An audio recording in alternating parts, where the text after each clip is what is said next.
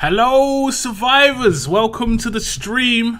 Welcome to the stream, guys. Today's the day when we find out what is in Pandora's box. I'm going to tell you how it's going to go down. I'm going to not really be reading chat in this stream. I'm going to be doing 2 live streams. I'm doing a stream right now, and I'll be doing a stream in 1 hour's time.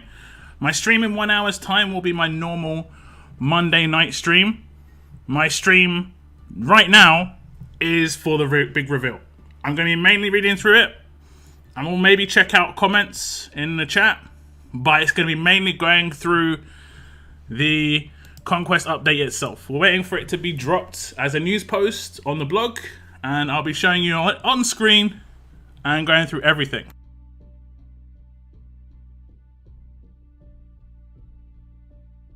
So we just got to wait it out.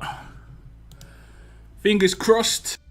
Just a heads up, I did get a little bit of early information on this.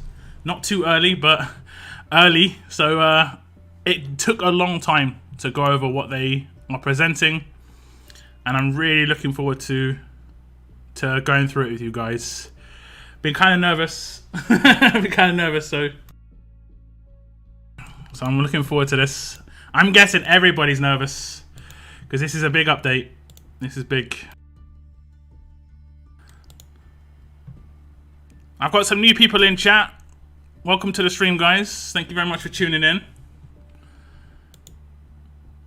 Just sit back, chill, relax. Hopefully the blog post is going to be up soon enough.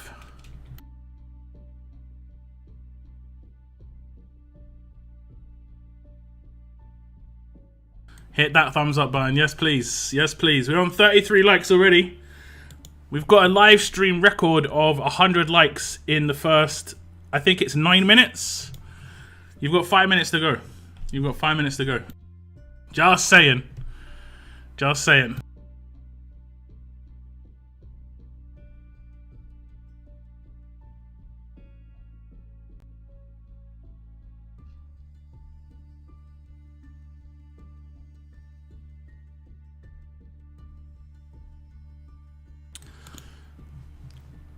Any moment now.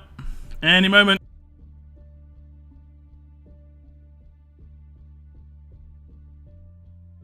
I'm going to present this quite like a video as well, guys, because I'm going to cut this down after my stream. And it's just going to be like a video on my channel. So just do be aware of that.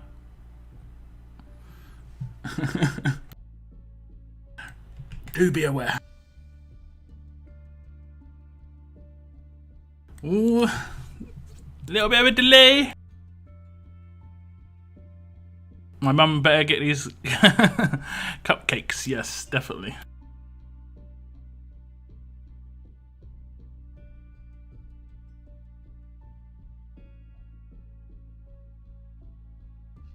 Blooper lockdown. Well, it was a fun idea. It was a fun idea. We'll see. It should happen though. should happen.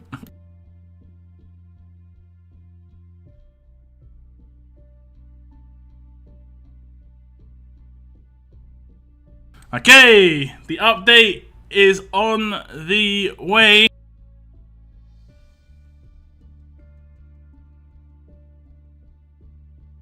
Here we go, guys. Here we go. Are you ready? I'm gonna read through it as if it is a video, so just chill out, sit back and relax. Okay.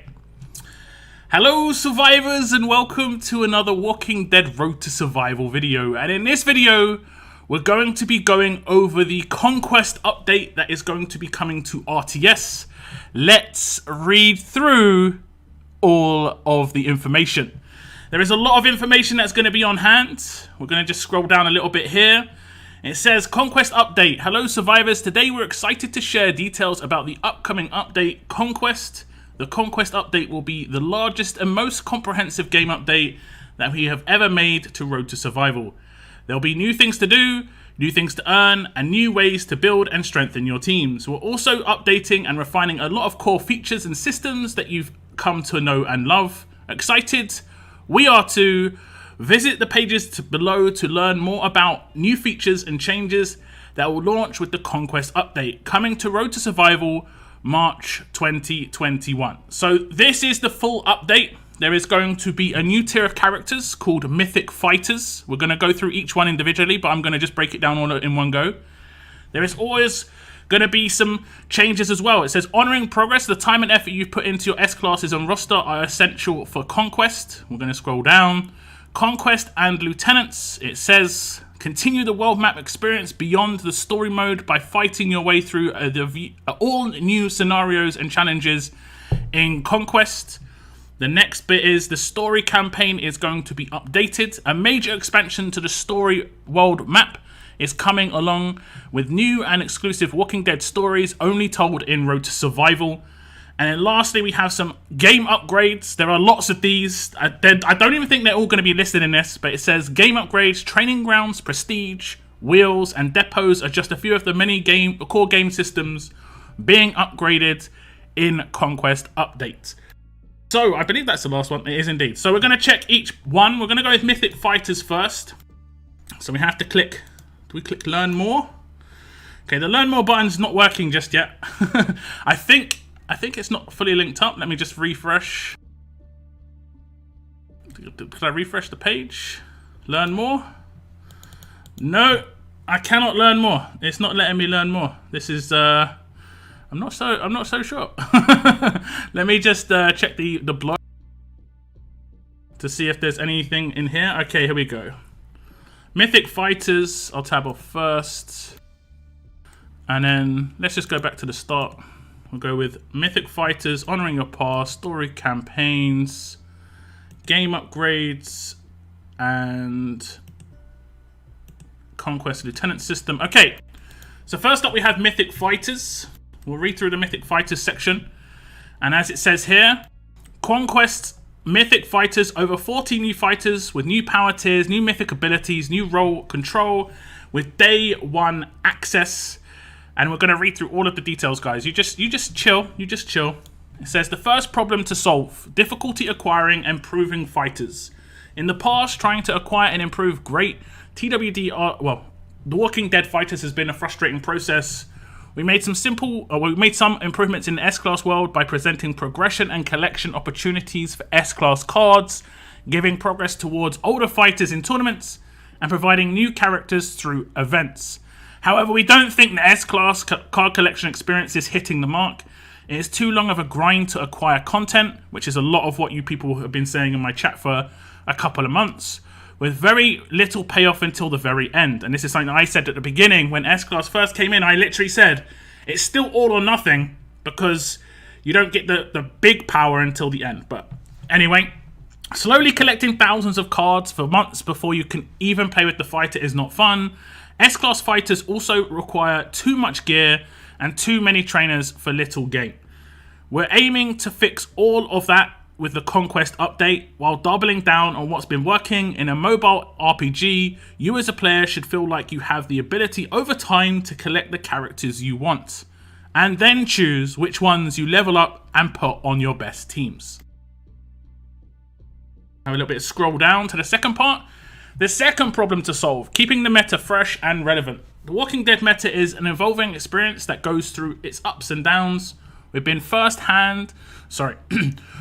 firsthand how frustrating it can be when the meta is stale and everyone has the same fighters.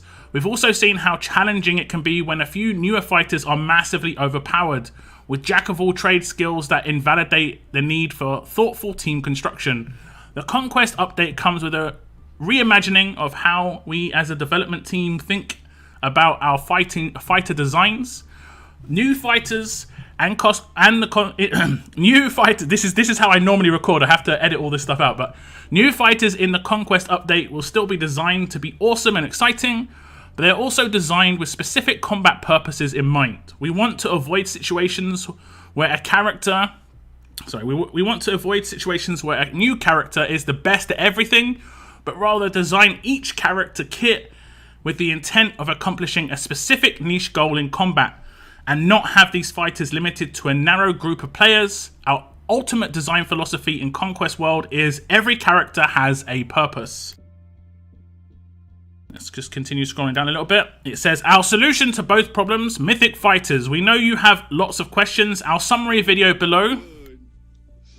Thank you very much for the super chat, Frankie. I do appreciate that, Frank. Appreciate it. All your content. Thank you very much, man. Our solution to both problems, Mythic Fighters. We know you have a lot of questions. Our summary video below and the rest of this blog post describes what Mythic Fighters are and why they are different. However, you can read more about how you'll acquire Mythic Fighters day one, and how all the progress you've made in the S-Class and 6-star world will be valued and preserved here. Now, it isn't linked, but I can tell you straight away, guys, you can get a Mythic Fighter from ascending a 6-star.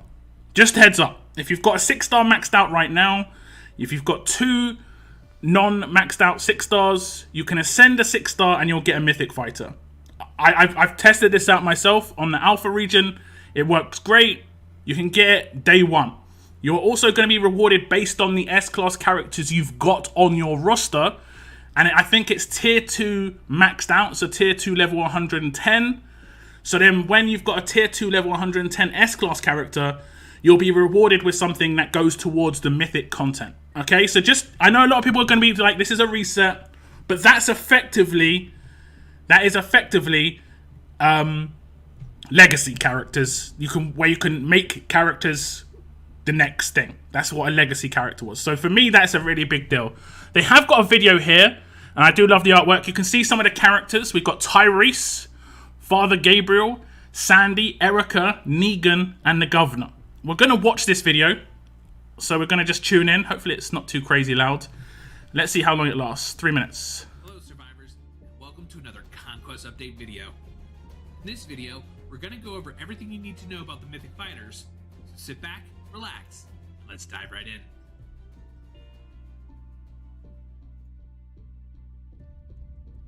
Let's face it, getting new characters is fun. And in the past, we know it's been hard to acquire new tunes. But in the Conquest update, we wanted this to change with Mythic Fighters. Oh, there's I Beta. believe that everyone over Glenn. time should be able to get all the characters they Oh, that want. looks cool. He looks cool. Have a large roster of useful tunes that can be used for a wide variety of modes and events. Wait, was that Alpha's head on Negan? Okay. Reimagining of how we as a development team think about our fighter designs. New fighters in the Conquest update will still be designed Ricky to be boy. exciting, but they are also designed with specific combat purposes in mind. Animated art on the left-hand side, guys. Look at the animated art. Some people might be interested in that. Rather, design each character kit with an intent of accomplishing a specific niche goal in combat, and not have these fighters limited to a narrow group of players. Our ultimate design philosophy in the Conquest world is every character has a purpose. So now that we talked about a fresh meta, let's look at the Mythic Fighters themselves. Mythic Fighters Who's that? utilize a new grade system that Is that Darius? powering up your fighters. People been asking for Darius forever. I think that was Darius, guys. I think that was Darius. It can be ascended to higher grades. Okay, this is Ascension, look. Powerful abilities and higher level caps. And unlike 5-star and 6-star fighters, there is. I'll be making videos about all this content as well, guys. Don't worry too much. Oh, I like that The next background. thing Mythic Fighters brings to the table Hey! is signature moves. Signature moves work a lot like active skills. Only this time around, we wanted to get rid of some of the problems that creep up with actives. Signature moves will generate AP regardless of what they do. This means nearly every time they are off cooldown, you'll want to use them. Signature moves can deal boosted basic attacks, and are designed to be used more frequently, and better handled by the AI. Alright, one of the coolest features coming to this update is our mythic abilities. These are Unlock passives. multiple passive abilities over time that are unique to them, and really drive home that character's. Okay, we're gonna pause here. You know, I don't want Ali G or chess videos. We got. Is this? Look, this is Tex getting in on my content. Get out of my content, Tex. Get out of my content. We're gonna read this. This is mythic abilities. It says Glenn's mythic abilities. One of them is precision. Enemy resistances are 20% lower against this character, so that means that if he has a stun, they have 20% less resist. AP drain resistance mean 20% AP down resistance. So if someone tries to do AP down, he can't actually get done. Why is a chess video? I watch chess. I do chess. Don't talk about me chess. Whenever this character, and also take advantage, whenever this character reduces a target's AP, 50% chance that this character gets 12 AP. So there's a kind of RNG boost element in here. And give advantage when making a critical hit. One teammate gets 20 AP. So this is really interesting. You can build this character as a crit damage character to give other characters AP. This is going to happen with lots of characters. This is going to be every single character. So there's a lot to think about with your attack teams. There's a lot to think about how AP gain is going to work. So that's interesting. We're going to just continue watching. I'll try and pause at various points, but we've only got a minute to go. There hasn't been too much showcased here. This is the first real bit. But, yeah. Specific strategy. On top of regular mythic abilities, we also have role-specific mythic abilities. Okay, we're going to look at this as well. Erica's mythic abilities. She has 10% of all healing performed also granted as bonus HP. So if she heals someone for 1,000, they get 10% bonus HP. Her other one is Vendetta. Whenever a teammate dies, this character gets 40% attack for 2 turns. So she gets a boost. So she could have a revive based on taking someone down. And then obviously she actually has natural daze resistance. So she has a 20% resistance to daze in her kit. So you're going to have characters. I'm not sure if this stacks with mods. I would assume it does. But I'm not 100% certain that it actually stacks with mods. We're going to continue watching though, guys. And if you can see on the right-hand side, she's got a rush at the top right-hand corner. Then she's got where her active used to be. I think that's what is called a signature move now. They've removed actives and they call them signature moves for mythic characters. And then the next one down is the passives. And then the last one would be the leader skill or the specialist ability. And by her specialist ability is Retribution 2, right? Is that right? I think so. I think so. Okay, we're going to continue. These are shared between roles so that each character excels at their primary function. As we tackle this new design for our fighters, we also wanted to go into every crevice of our combat system and see where we can make some improvements. That's a new princess, right? Duplicates on the same team, revive, AP gains on leader skills, combat mods, and a brand new team strength score is just scratching the surface. These are things that are actually going to be changing. Leader skills, duplicate fighters, how revives work, AP updates, you know, how AP gain works. Combat mods are going to change. Team strength score. Okay. If you want to know more about any of these topics, please check out the blog. It goes into all of these. That's Mirabelle on the right, yeah. More detail. All right, everybody. Thanks for watching. If you have any feedback at all, stop by our official Discord channel and let us know what you think. Okay, so that's the first video. I think there's more videos to come. We're going to go over the rest of the information that they're going to drop here. That was a nice video. Very, what's the word? Enthusiastic. I'm just giving someone a bit of crap. Very enthusiastic. After taking a long look at the S-Class character meta and systems, we came to the conclusion that the only way we could fix many of the issues we face today is through introducing a new rarity of fighters called Mythic. With Mythic Fighters, we plan to address many of the challenges in acquiring fighters that we see in the game today. Mythic Fighters will have a different release cadence than S-Class, will improve in a more accessible way, and will be useful and relevant throughout different game modes for a long time. We want you to take your Mythic Fighters with you throughout your RTS journey. Here's another one. Here's Negan. I actually didn't do that on purpose, but here's Negan. It looks like obviously he's got the rush, the new signature move, the passive abilities, and of course a leader skill. We are going to scroll down. We also wanted to bring the meta back into a player-friendly state, streamline the combat roles that fighters fill, and create a less frustrating and more rewarding fighter acquisition process. Mythic Fighters will have higher stats than S-Class at max level, and a ton of new exciting abilities. I don't think it shows their stats here, but I think it goes up to 14,000 of each stat from what I remember. But I'm not sure if that is from alpha, so a lot of things can change from what I've been testing. And on any of the videos you see me release, it should say somewhere, either in the intro or an overlay, that it's alpha footage and things can change. Let's get the background music in again. What's different about Mythic Fighters? Mythic grades. Mythic Fighters utilize a new grade system that incorporates Ascension into powering up your fighters multiple times. Each Mythic Fighter will start at grade 1 and can be ascended to higher grades, which unlock more powerful abilities and higher level caps. And unlike 5-star and 6-star fighters, there is no level requirement to ascend Mythics. At launch, Gold Mythics will be able to reach grade 5, so you can just ascend them straight away. As you can see, this is the grading system. You've got grade 1 Gold Mythic on the left-hand side, and you can see the stats breakdown. You've got like 6,000 of each stat, and then every time you ascend it, it goes up more in stats, up to maximum of grade 5 in Gold Mythics. I do believe that Silver Mythics can go up to grade 4, so they'll just be slightly lower than the Gold Mythics, but as you can see, they're still going to have up to 12,500 stats, which is still going to be very, very heavy. As you can see, the level cap as well does obviously improve with each grade that you continue. And I did do some leveling on the alpha, and it seemed to be much better. Like, I got to maxed out tier 1 with barely any trainers. It didn't seem too heavy. Now, something I did notice on the alpha, and I'm not sure, I don't think it's actually a thing in the game yet, but let me turn on my mouse cursor. Let me turn on my mouse cursor. There's something I just want to draw attention to that you might have noticed. Look at this picture. You see this here? This represents the person's faction. And it's Alexandria, I think, you can see it says Alexandria underneath his name. It says Alexandria's Angels. And there are multiple people with that and this thing here.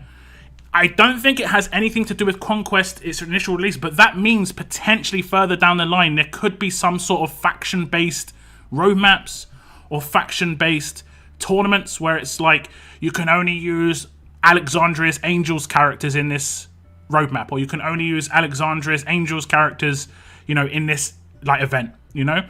That is potentially something that could come in because of this, but nothing has been said in this update about that. It's just something I noticed. And as you can see under the name, Alexandria's... What does Alexandria's Angels mean to you guys as a comic readers. We're going to read through the rest. I'm going to turn off the mouse cursor.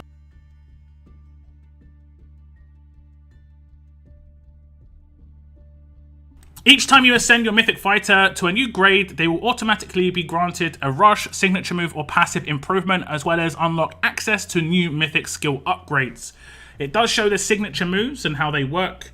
We're about halfway through the Mythic's post. This is nuts. Signature moves will replace legendary active skills on Mythic Fighters and are our solution to many of the problems active skills may have in the game today. As you can see, this is a signature move, and it actually does damage. I believe, I'll probably confirm this, but I believe signature moves also gain you AP like a basic attack, but it's just enhanced. As you see, Toxic Brutality, turn 2, signature move. The number of uses right now is 999. That might be changed, but it could just be an unlimited thing now. I'm not sure, because this is, like I said, a lot of this is early viewage. Attack an enemy for 200%. One other enemy gets 30% infection for 2 turns. So it's just like a basic thing. Pretty nice. Not going to do too much damage, but it's just doing a little bit extra than what a basic attack does.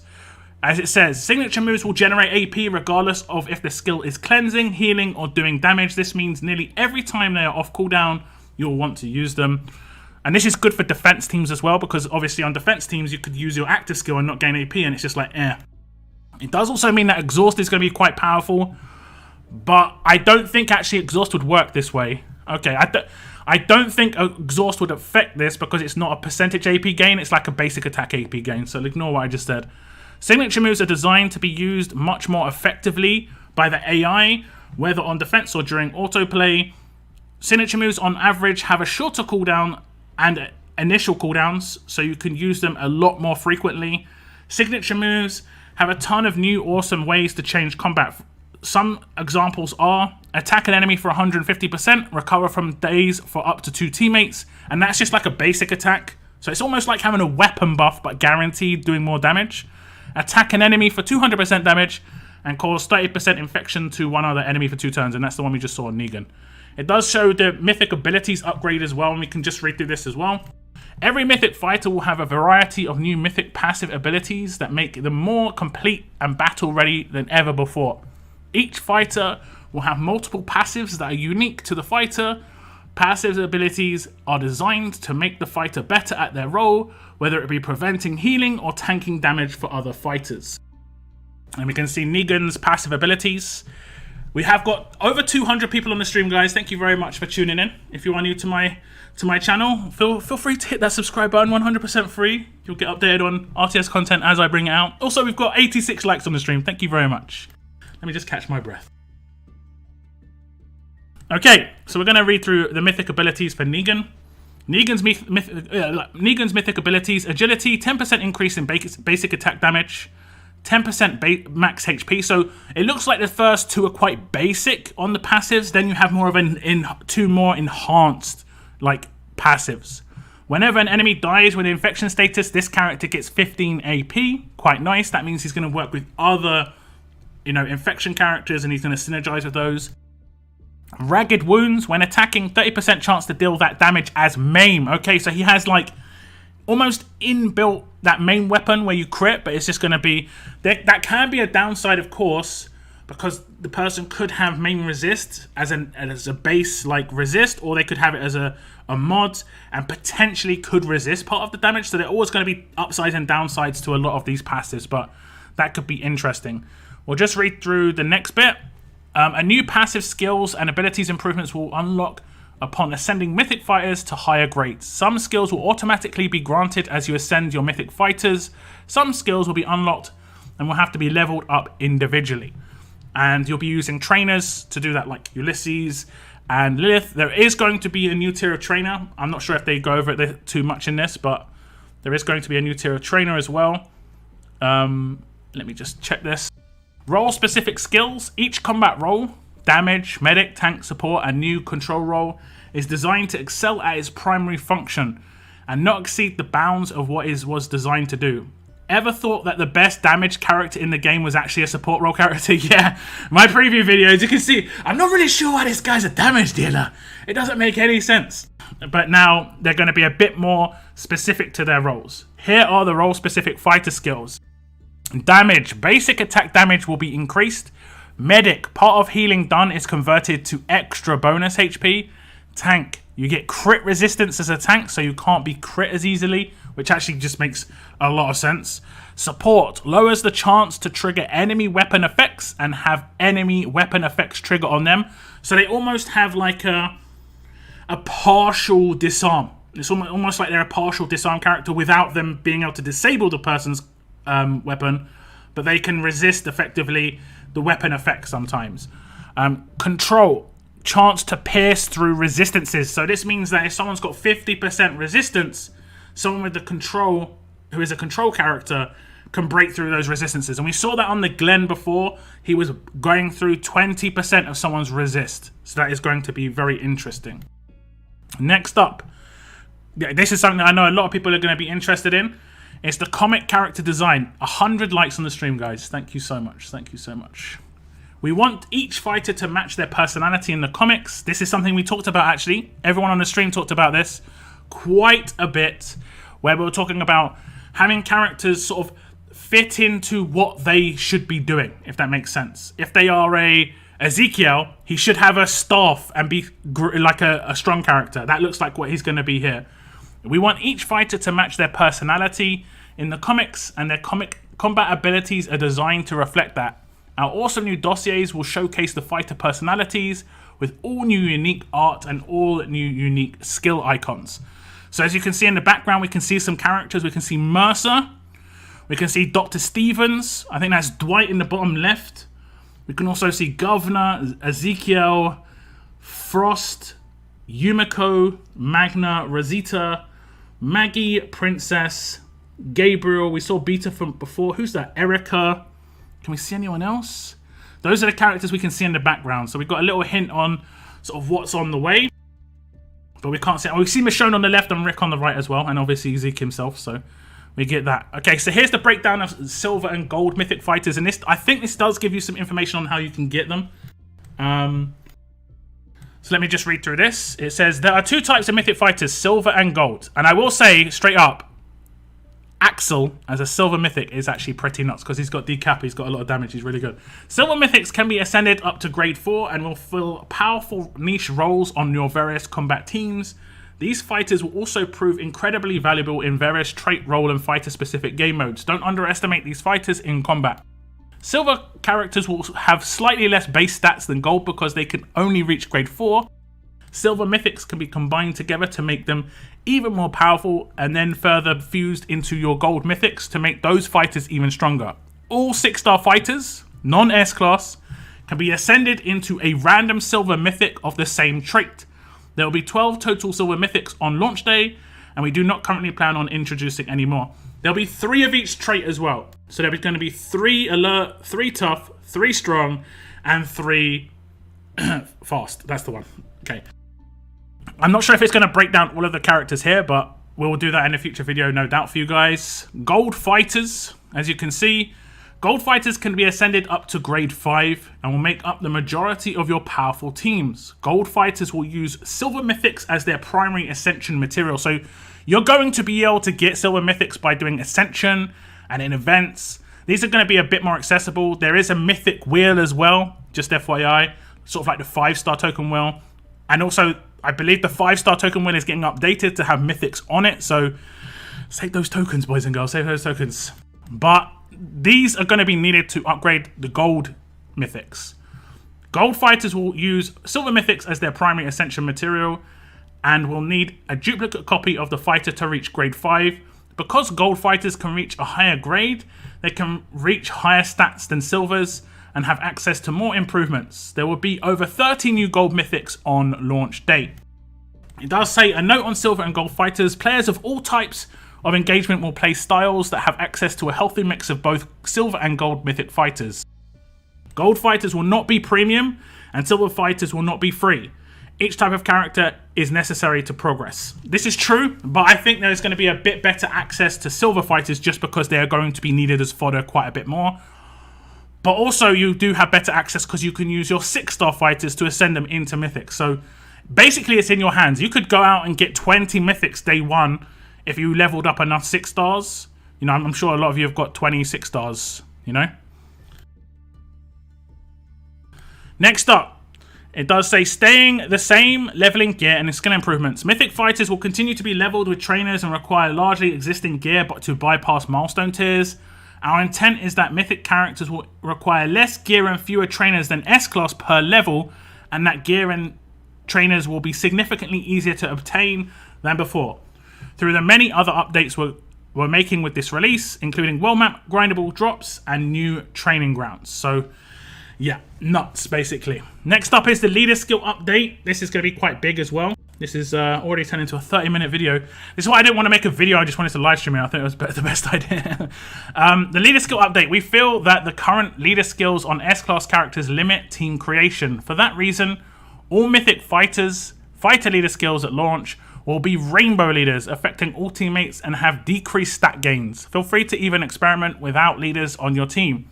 For these reasons, all allied S-class leader skills will only affect S-class rarity characters and below. All mythic leader skills will affect all fighters. So you can't have an S-class leader that affects mythic characters. Now we'll look at this leader skill. It says all teammates get 25% attack and gain focus for 2 turns at the start of the battle. Now that doesn't seem great for an attack team leader. However, the reduction is going to come in on every single character's rush as a mythic character. So you're not looking at 76 AP anymore. You're looking at like 50 to 60 a lot of the time.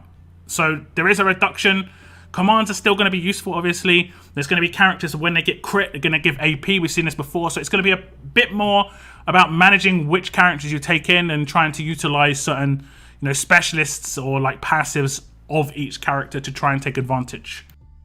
I'm going to scroll down a little bit more. We're going to look through each of these updates. Duplicate fighters. We've seen that sometimes the best strategy is to stack multiple of the same character on a team. We don't think that's very fun, and it limits what we can do with character designs. For this reason, you can only put one of each mythic fighter on a team. But don't worry, extra copies of your fighter you may get can be fused into the original character to make it stronger. So this means that you can't have 5 Mr. Lose on a defense team anymore. No more 5 Mr. Lose sort of deal. Because that is obviously ridiculous. And that was something I obviously complained about when the S-Class era first dropped, was the fact that they didn't limit characters to be non-duplicates. And I think it's really good that you can't use multiple of the same character on the same team now, which is great. If we look at Revive update, Revive characters will no longer be able to come back to life with full AP.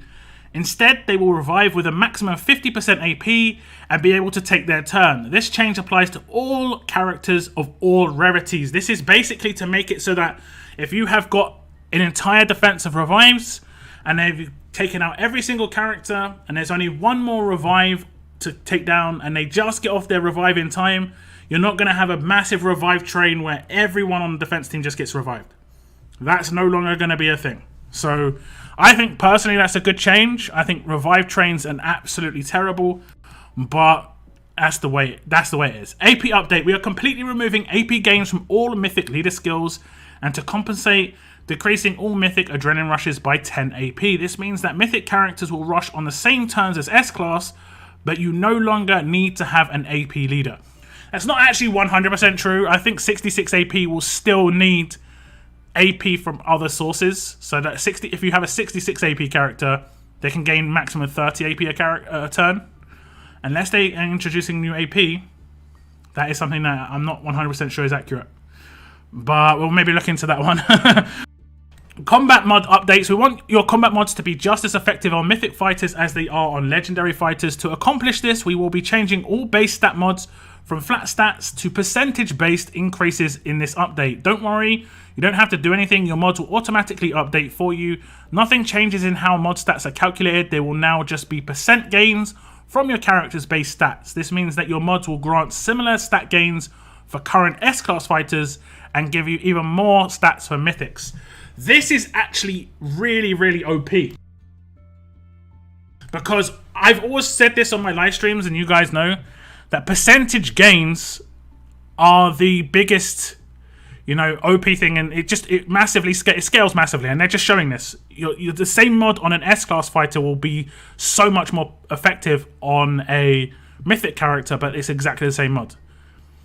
Okay? Just an FYI, there is going to be a change to bleed and burn. Similar to combat mods, we will be changing all damage over time effects to be percent based. Bleed and burn will now still apply flat values that are not changed by damage reduction, but it may be as a percentage of attack or something even like HP. Example, deal 10% of the character's attack in bleed damage for 2 turns. I have seen a character like this in the Alpha. I'm not going to say which character is. But basically, you could ramp up the character to have 20,000 attack, and they could have 15% bleed damage of their attack stat for 2 turns. And that means you would be doing, I think is that 3,000? Is that 3,000? 10%? 10%? Yeah, that's like 3,000, right? Oh, my maths today. I'm reading too much. I need to breathe. Team grade update. Your team grades will no longer be measured in a letter plus number format.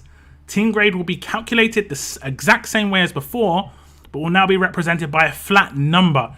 So you'll know the difference between me and you by an actual flat number, rather than it being like me being, you know, S16++ and you being S16++. We could be seemingly exactly the same, but we're not exactly the same. We hope this provides a more granular insight into how strong your teams actually are and lets you improve your team grades more often. This is also going to be a massive ego thing for a lot of people in the community, no doubt. You know, how high they can get their flat number basically on the team grades. We do have a conclusion. It hasn't fully updated the links yet, but it says the day the Conquest update launches, there will be approximately 45 new gold and silver Mythic Fighters available, 12 of those being silver Mythic Fighters available that can all be acquired within the first week of gameplay, with many more on the way. We have developed a careful player-focused transition plan to make this power jump unlike any previous power expansion Artis has ever seen, including 6 stars, Gen 2, and S-Class. I like the fact that they're acknowledging Gen 2 existed there. So I think they just haven't updated the links yet, but we're going to go to the next page. That is this one. This one is not as long. It's honoring past progress. As you can see, this is how you're going to get your S-Class fighters giving you mythics on day 1. And as it shows on the picture, you can actually see some extra characters here. Jesus. Who's that? Is that Wayland? I think that's Wayland. It's hard to read the names. I'm not sure who that is. Maybe that's Glenn? I'm not sure. That might be Glenn. Anyway, getting distracted. And there's going to be an event, as you can see, Road to Mythic event that is going to happen. Your S-Class and 6-star rosters will get you access to multiple Mythic Fighters immediately at launch. Road to Mythic is a 4-week event leading into the launch of the Conquest update. Rewards get you day 1 Mythic Fighters. And that event will be starting today, I believe. I'm not 100% certain if they're going to talk about it. There is actually a video just here we will look at. We recently passed our 5-year anniversary, and many of you may have been with us since launch. It's important to you and to us that we keep the game fresh and exciting. To do that, we need to continue to release new characters, introduce new ways to play, and create new experiences. The problem with introducing new content, however, is that it extends the goalposts, which doesn't always feel good or fun or fair. We are very aware that we have not always done a good job of introducing new content, like with 6 stars or with S-Class. Too often, when we introduced new content in the past, we did not honor your investment or the time you spent building up your rosters. With the Conquest release, we have taken a completely different approach. While we know the introduction of mythic characters will change the meta, our goal with Conquest is to not only preserve your progress to date, but also reward you more fully for everything you're bringing into the mythic world. Okay, we're going to watch this video, guys, and I'm going to actually get a breather. How long is this one? 4 minutes.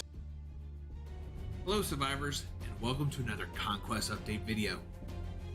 In this video, we're going to talk about the introduction of mythic characters, what that means to your roster, as well as how we plan on honoring your past progression, all the hard work you've put into the road to survival. One of our core pillars in this update is making sure that your time and investments are not forgotten. And in order to do this, we needed to rethink how you would transition into a Mythic Fighter world. So first, let's talk about S-Class. It is important to us that your S-Class is essential to the Conquest update. So, we've created a system using what we're calling Mythic Tokens that will give you Mythic Fighters and other rewards, all based on your current S-Class roster. So just so you got that, guys, just so you got that. Basically, that means that if you have an S-Class character when you go into the Mythic era, you can turn... You don't actually lose the S-Class fighter, but you do go into your museum and basically say, you're going to turn this character in for tokens, and then the tokens you can turn in for mythics. This is on day 1 of when it starts. Just FYI, okay? That means that your current progression is going to catapult you into the world of Mythic Fighters. Next, your Mythic Fighters will not immediately outmatch your S-Class, and you're going to need your S-Class tunes for roadmaps, PvE modes, old school events, and you guessed it, war. War! So don't worry about your current roster. Those S-Class tunes are going to get plenty of use. Alright, you now understand that your current progression that picture looks nice. Start in the Conquest update, and that your S-Class tunes will be used in a ton of different ways. But let's explain Mythic Tokens a bit better. All S-Class fighters at Tier 2... Ooh. This is what the new roster screen is going to look like. As you can see, it looks pretty fresh. Getting a little bit of an update here, just FYI. Just trying to bring your attention to some of this stuff. Tier 2, max level or higher, will grant you Mythic Tokens. Tier 2 max level. The amount of Mythic Tokens you get increases based on how recently it was released into the game. Meaning, the most recently released S-Class characters will grant more Mythic Tokens. You then simply go to the museum and turn them in for Mythic Fighters and other rewards. And let me be perfectly clear. None of your S-Class fighters will be consumed. None of your S-Class fighters will be consumed. But as you can see, we're in the museum right now, guys. You see on the left-hand side, they've added tabs for different types of things. Mythic tokens, Mythic Fighters, collections, and completed collections. Whereas before, we only had collections and completed collections. You can also see now he's gone into the Mythic Fighters thing. And now you can select, you can get, by the looks of things, Rick straight away, as long as you've got some S-Class characters, maybe even Darius, Gregory. You know, the gold ones are going to be the harder ones to come by in here. They're probably going to be a little bit more expensive. The silver ones you can get from Ascension or from claiming as well. But let me continue. Taken away from you in any form. You're still going to need them. This whole system is designed to reward you for your previous investments and give you a massive leap into the content of Conquest. Wait, we're going to see some characters there. Herschel, John, Kelly, Magna, Rosita, Shane, Sophia, Thomas Richards, and Wayland. Wayland looks nuts on the right-hand side. Wayland looks nuts. Okay. Now, honoring your past progression isn't just about your S-Class fighters. We want to ensure that we value your investments wherever we could. So here's a short list of ways that we did just that. We're updating the prestige rewards and honoring all past activity. We're introducing all new permanent collections to reward your 6-star collections with all new mythic content. All 5 stars can now be ascended into 6 stars. So that means that, do you remember in the 5-star era, the 6-star era, randomly we'd get like Cal become an ascendable and you could ascend them into a 6-star. Now every single old 5-star can be ascended into a 6-star. But I believe, not 100% certain on this, I believe that you can only ascend a 5-star into a 6-star of that character itself if it is an ascendable. If it's not an ascendable and it's just a random 5-star, it will just become a random 6-star of the tier above of that trait. So let's say if you had a 5-star alert character, you could ascend a 5-star alert character and it could get like Zachary as a 6-star character. If you maxed out Zachary as a 6-star character and you ascended him, you get a silver mythic character as from that ascension. So it's like there is a clear tier up system in the game now, which there just wasn't before. Also, it says about prestige being updated. I'm not sure if it breaks it down, but we'll go through it just to see if it breaks it down. But there are some nice prestige updates. All the weapons and mods that you've built will be essential to maximize the power of your Mythic teams. And last, but certainly not least, we're going to run a Road to Mythic event. This will lead all the way up to the Conquest update. This event will help you level up your S-Class tunes so that you get more Mythics on launch day. That was Carl. That was Carl. Update is all about you. See Carl in the middle? Mythics. I thought that was Glenn in the intro. That was Carl. Okay. On launch day. This Conquest update is all about you. All about your time, your investments, and improving on the game we all love. We wholeheartedly believe. Hey, is that Governor in the helicopter? In the right direction. And although it can be a bit overwhelming right now, we know that when the dust settles, you will be very happy with the new system and all the amazing things that the Conquest update has to offer. I know you guys have tons of questions about your S-Class, Mythic tokens, and more. So I highly recommend that you check out our blog that goes over all of this in much more detail. And head over to our Discord and let us know what you think. Okay, I'm going to continue reading. What makes this different from past roster resets? We believe that in the past, our transitions to new tiers of fighter power have missed the mark for our players. With that in mind, we want to preserve your roster progress as much as possible during this update and make sure that everything you've done in the game matters. We genuinely believe that the Conquest update will be better for all players, and we intend for all current players to have a huge running start into the Mythic world based on their current achievements and progress to date. All players will be awarded Mythic Fighters on the very first day of Conquest update with clear paths to earning more. It is our goal to get all players fighting with gold Mythic Fighters very quickly, which you will use in combination with your S-Class fighters to progress through the new game modes and new content. What does this mean for S-Class? You still want to progress your S-Class fighter collection as much as you can. All the work you put into your S-Classes already will be extremely valuable for Mythic.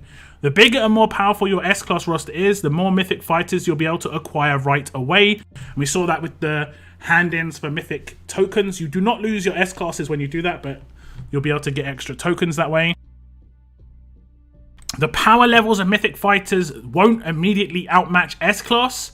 You'll want solid S-Class teams to participate in wars, new PvE modes, and a variety of S-Class specific roadmaps, which will have new exciting rewards.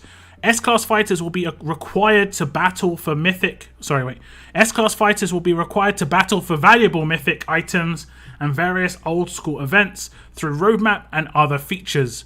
Your S-Class roster grants day one Mythic Fighters, and they did break this down. The S-Class roster you've built over time will be your direct path to acquiring a plethora of powerful Mythic Fighters on day one. Here is how it will work. S-Class fighters will have... Let me see. Here we go. S-Class fighters you have in your roster that are tier 2, level 110, that means maxed out at tier 2 or above, will reward you with Mythic tokens that will be used to claim gold and silver Mythic Fighters in a new part of the museum. Some details: new S-Class fighters will reward you with tokens, with more tokens than older S-Class fighters. So someone like Priya, who is the second S-Class fighter, versus someone like Diego, who was like 4 or 5 characters ago, there'll be a little bit of a difference in the amount of Mythic tokens they'll get you. However, it is easier to get 2 of Priya than it is to get 2 of Diego, and I believe you can claim up to 2 of each character that you have got at tier 2 level 110. These token collections will also reward items to level up your newly acquired fighters. Over 35 unique Mythic Fighters and more than 60 total Mythics can be acquired through the S-Class token exchange, which represents the large majority of Mythics available at launch. Most of the other launch Mythics not available in the museum will be available through gameplay in other features. No S-Classes will be consumed in the process. You will not have to make any hard choices between keeping your old characters and acquiring new ones. Except with the 6-star Ascents. I can see that being quite a hard choice with some characters for myself personally. These rewards will be available in game through the museum throughout the transition period, and it will last a few months. So you have time to complete your S-Class collections and level them up. This means that Torch roadmaps, S-Class museum collections, and other S-Class items will remain in the game during this transition period.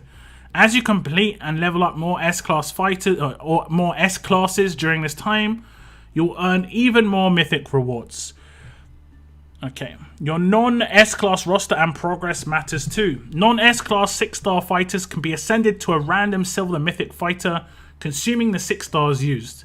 This means that if you choose to, you can ascend up older legendary characters into valuable mythic fighters on the first day of release and bolster your mythic roster.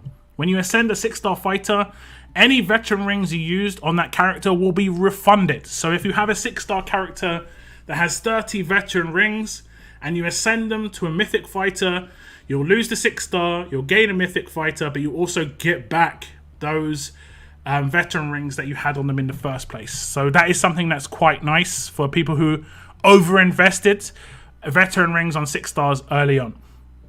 In addition to the S-Class transition plan and ability of S-Classes, and the ability of 6 stars to ascend to silver mythics, we're also taking many other steps to honor your progress across the game. We cover many of these in detail in other sections, but in short, we're updating prestige rewards and honoring all past activity. We're introducing all new permanent collections to reward your 6-star collections with new mythic content. And that means there's going to be just straight up new collections based on the 6 stars you've got in your roster.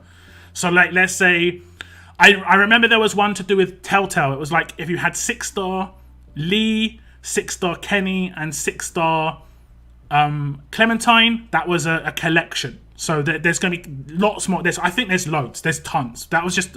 Obviously, that's going to be the one that I remember. But all 5 stars can now be ascended into 6 stars. Your S-classes will continue to be useful in specialty roadmaps, arenas, survival road, and other key parts of the game. All the weapons and mods you've built up are essential to maximize the power of your mythic teams. Now, they may add an arena which is just S-class arena. There's a high potential of that. And if they removed draft arena, I would not complain. I would not complain.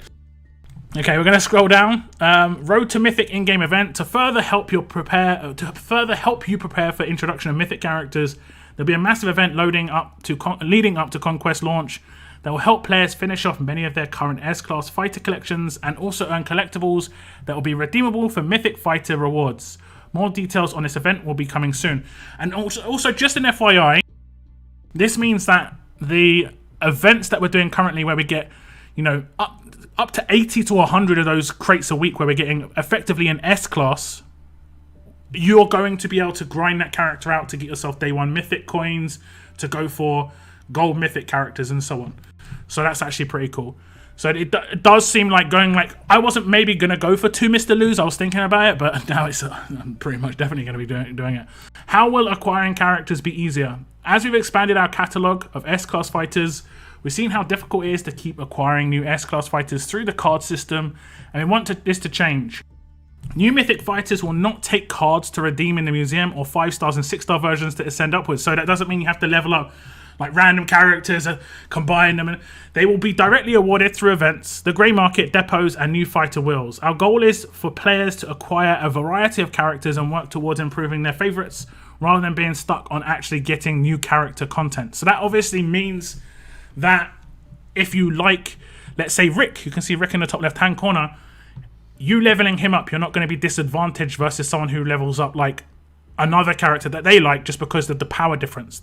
Characters seem to be a bit more balanced within what they add. Obviously, there are going to be characters that work together better, so you want to think about team synergy a bit, but you're not going to be disadvantaged from leveling up someone like S-Class Glenn versus leveling up someone like S-Class Jesus, where there's a massive differential in power there.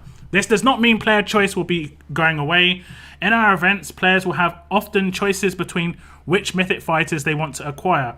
We'll also be implementing a permanent grey market tab after launch where a variety of mythic fighters will live, allowing you, the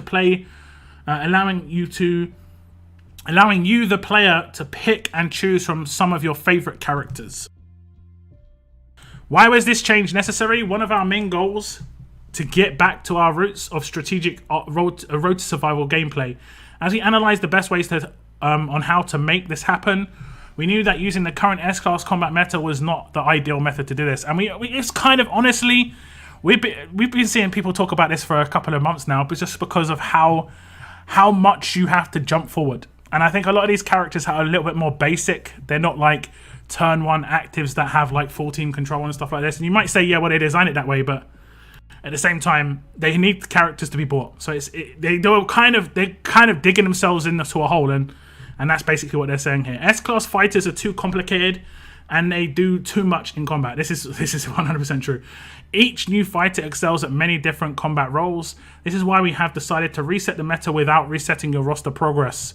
We want you to jump into a new and exciting Conquest world while preserving the progress and work you put into your account. Not only that, is they're giving you a heads up, guys.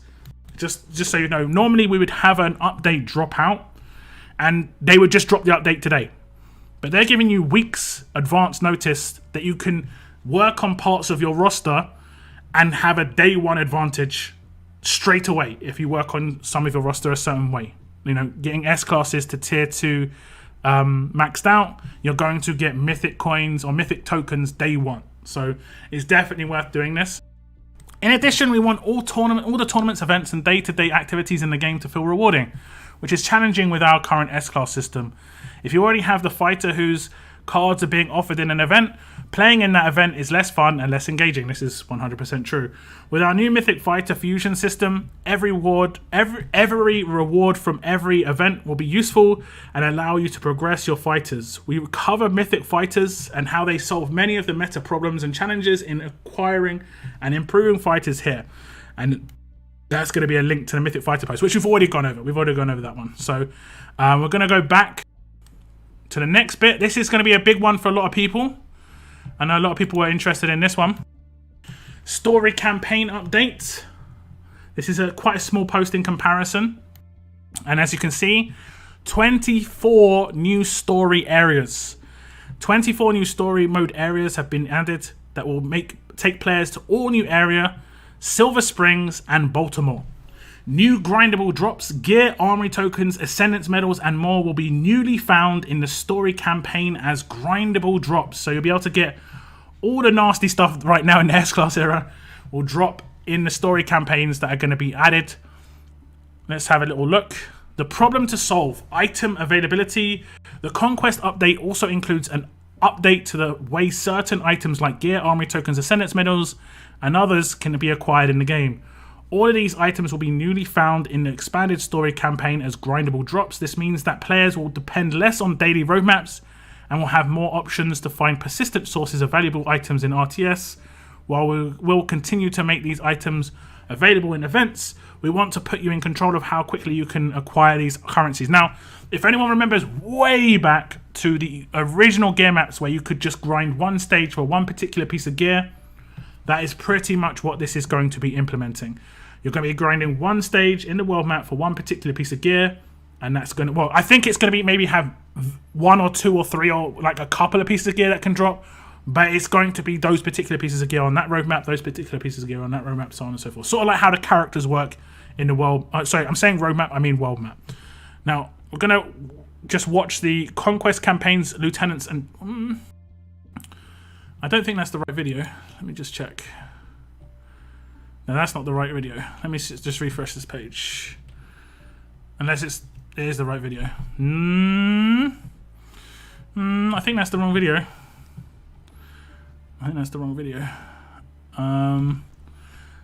Let me just go to their YouTube channel quickly and see if it's on their YouTube channel. Oh, it's unlisted. Okay, I don't think that's the right video, guys, because it's talking about Conquest, which is the next thing we're talking about. So I'm gonna hopefully there's someone from Scopely watching right now. I'm on the story campaigns roadmap blog post, and the video is talking about Conquest. It could be correct. But I think it's incorrect. But we can see some of the new characters. We see Abraham on the left-hand side. We see Alpha on the far right. Shiva on the bottom right. And obviously we've seen Michonne before. That is definitely Carl at the back now. It's obvious because Glenn's on the right. So Yeah, that's interesting. Okay, we'll read on. We'll come back to the video and maybe hit a refresh just in case it gets updated, but I'm not sure. It might be the one that's meant to be there. The Saviors are hot on the heels of the Woodbury crew, and they need to figure out a way to survive. In this update, we have heard calls from the players, and we will be adding 24 new story mode areas. Now, there are only 25 currently, so they're almost doubling that.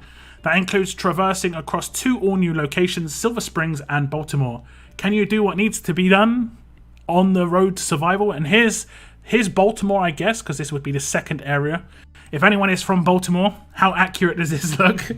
It's always nice to know if it's fairly accurate. I guess there is a stadium and stuff in most big cities. So we've got Pittsburgh. I remember Pittsburgh Steelers. Okay. The Baltimore Ravens as well. Scroll down a little bit. With the addition of the new stages comes more story missions. Complete the story missions for various gear, currency, and coin rewards. Okay, so we're going to get coins again from doing the actual stuff. And it says, for the 24 new story areas, we significantly revamped how item drops work to make the grinding experience feel more predictable, rewarding, and in general more fun for all players. Each stage will drop a more concentrated array of items rather than a massive amount of different gear, weapons, trainers, etc. This means that once you figure out what drops on each stage, you can use in-game signposting by clicking where to find in the inventory, and you'll have a much higher chance of getting what you want when playing the world map.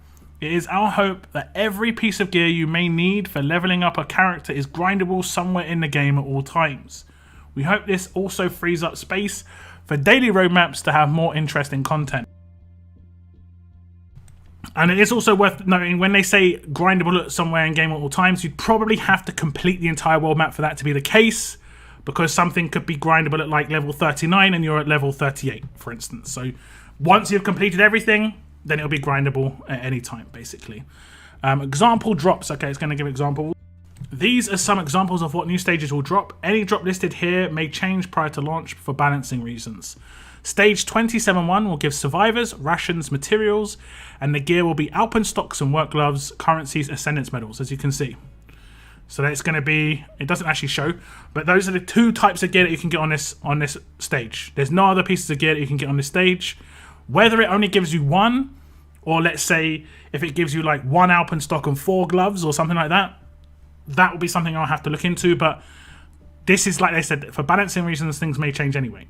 Stage 33.3, the gear will be night vision goggles and wrinkled shirts. You also give rations and materials like other stages do. Select recruit tokens, legendary medals, and elite item tokens. So you can actually get elite item tokens drop and stuff like that, and legendary medals. Interesting. So you'll be able to farm those things as well, not just the actual gear. Next up is elite item tokens, but you can also get a GPS and flak jacket from 46 stage 1. So the higher the stage, the more of something like more powerful or more important things will be able to farm from those stages. For instance, GPS. As you can see, each new stage has specific items which allows you to control what you are farming for. Yes, this is what I can see. Drop leaders and salvage tokens. Okay, I don't actually remember this. New stages have been built so that drop leaders and salvage tokens both impact drop rates the same way as most of the drops occur in the final wave of the stage. Both of these items will increase your chance of getting a certain item listed in the stage. Okay, not the quantity of items dropped. Get your salvage tokens ready. So if you have like a 6-star Kenny who's a drop leader, you're going to have more chance of getting one of the items that is listed as the rewards. The current stage drops. In short, all current stage item drops will remain the same as they were pre-update. We do not want to interrupt any existing daily grind activities or disrupt any of the grind paths for any current items, weapons, or lower tier gear. This means that once the world map expansion goes live, drops will look like this. Stage 26 and before, current item drops. Stage 27 and after, new item drops. Well, stage 25 and before, I think. Okay, those are updated now. Let me just give this a refresh just in case the video was changed. They listened. Okay, we're gonna listen. We're gonna watch the video. You ready?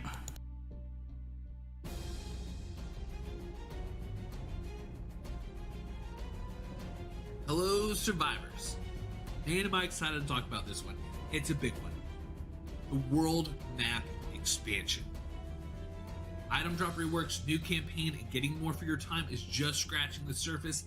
Let's go ahead and get this one started. Oh, that's such a cool picture. Is the brand new campaign extension. Is that Rosita? Of our game has always been the amazing Garrett and story Abraham. of the Woodbury crew and their dealings with Negan.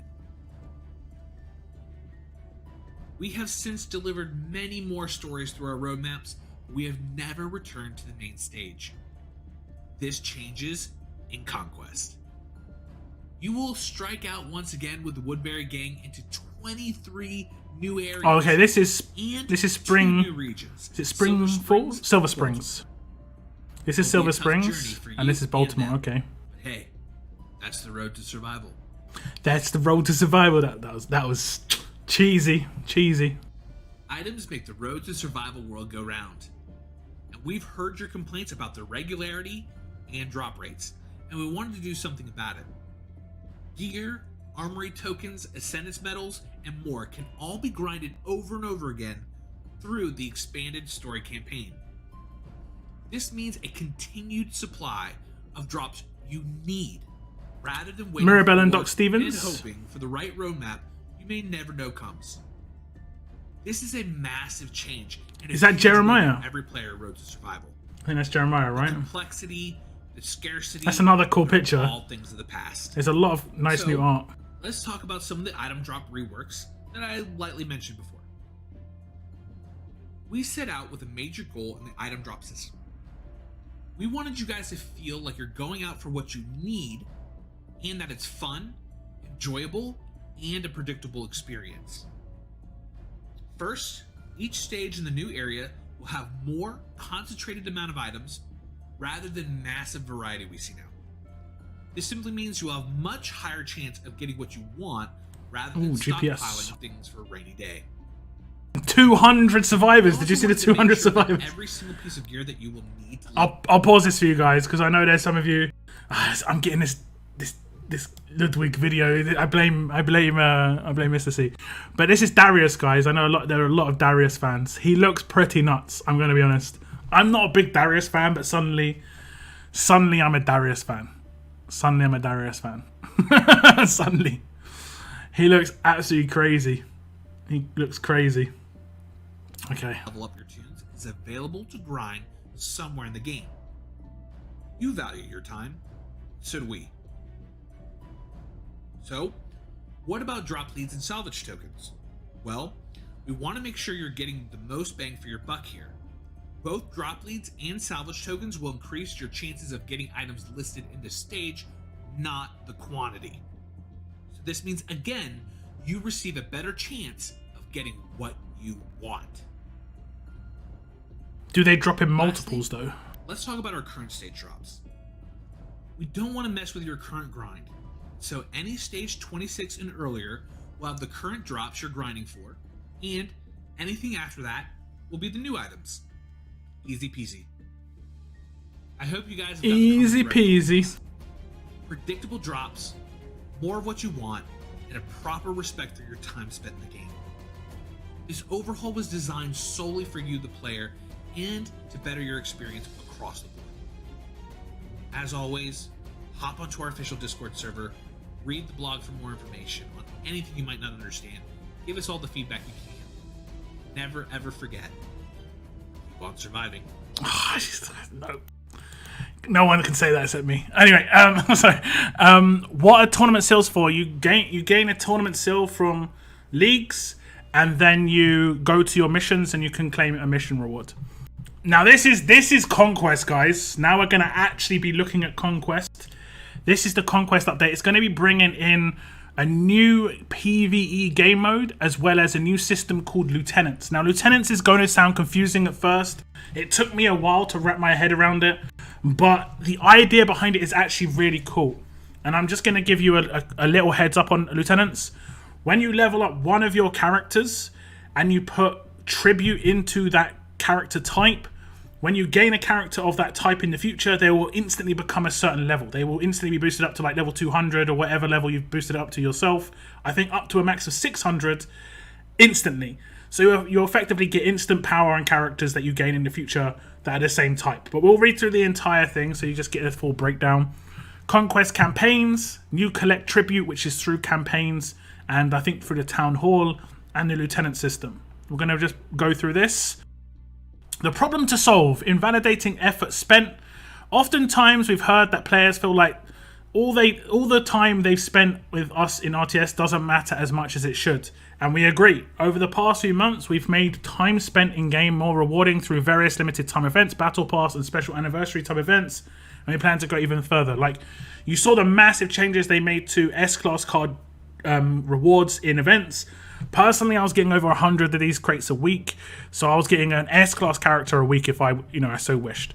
The Conquest update introduces brand new systems that let you progress on an account level rather than on a fighter-specific level. This means that time and effort spent in-game results in powering up your entire roster, even fighters you don't have yet, and that's the lieutenant system as well.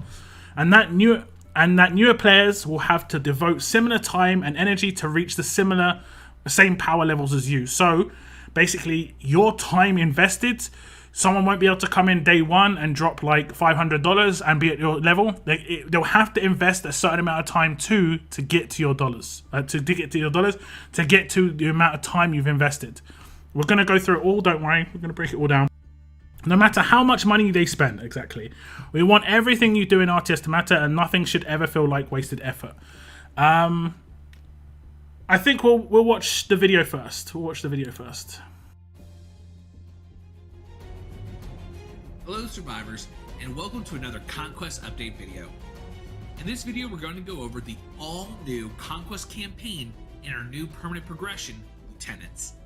Grab a snack, settle in, it's going to be a good one. Road to Survival is known for its amazing PvP content. No game has quite managed to capture the awesome nature of war. However, we also want to make sure that our PvE content is providing players something to do in between those epic battles with your faction. It is very important to the team here at Scopely that everything you do in Road to Survival should matter. Your time never feel wasted. And that brings us to our new PvE mode, Conquest Campaigns. So the Woodbury crew is another off cool on their picture own and away from the saviors. Bit gruesome, but new adventure to bring safety to those who have survived the apocalypse. To do so, they've decided to pool resources from nearby settlements in the form of tribute. Conquest campaigns will be available at level 20 and will start at Area 1, Stage 1. Each Conquest campaign spans over the entirety of the world map. With the new story expansion, that's 4 maps and 400 stages per loop, totaling 800 stages. Each stage will present new challenges, increased difficulty, and will force you to change the way you think about combat to survive. You'll even have to stand toe-to-toe with our brand new Mythic Fighters. So, think hard, prepare, and let's just see how far you can conquer Conquest campaigns. Once you've unlocked Conquest mode, your hometown will start to generate tribute. I mean, you're keeping the survivors alive. Hey, I want to pay you for your good he's actually going to have a rocket launcher as well. Tribute comes in the form of trainers, tokens, food, and supplies. So you can see above the town hall right now. There's like a marker, like sort of like how you have on the right hand side. You can see the food above the town hall. There's a marker to show there's tribute to be able to like actually gain, right? It does tell you your tribute rates on the town hall. It says military supplies, you get 162 every 15 minutes. Training supplies, you get 79 every 15 minutes. This is just to show you like basically how it works. Supplies that can power up your roster and keep you in the fight. Tribute generates passively and even while you're offline. The amount of tribute you generate is based on how far you are in the Conquest campaign.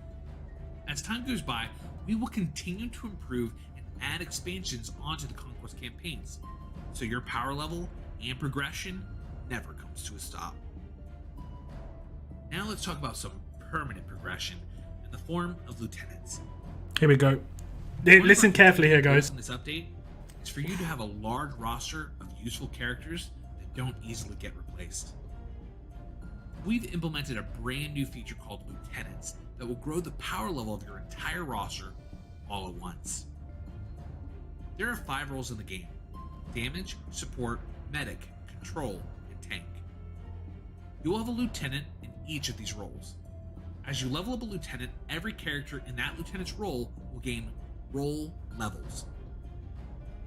Each Mythic Fighter will have their normal base level and these new role levels stacked on top, adding to the overall power of a character. Role levels are permanent, forever progression on your account. That means every single new character you acquire will start with the role level of its lieutenant.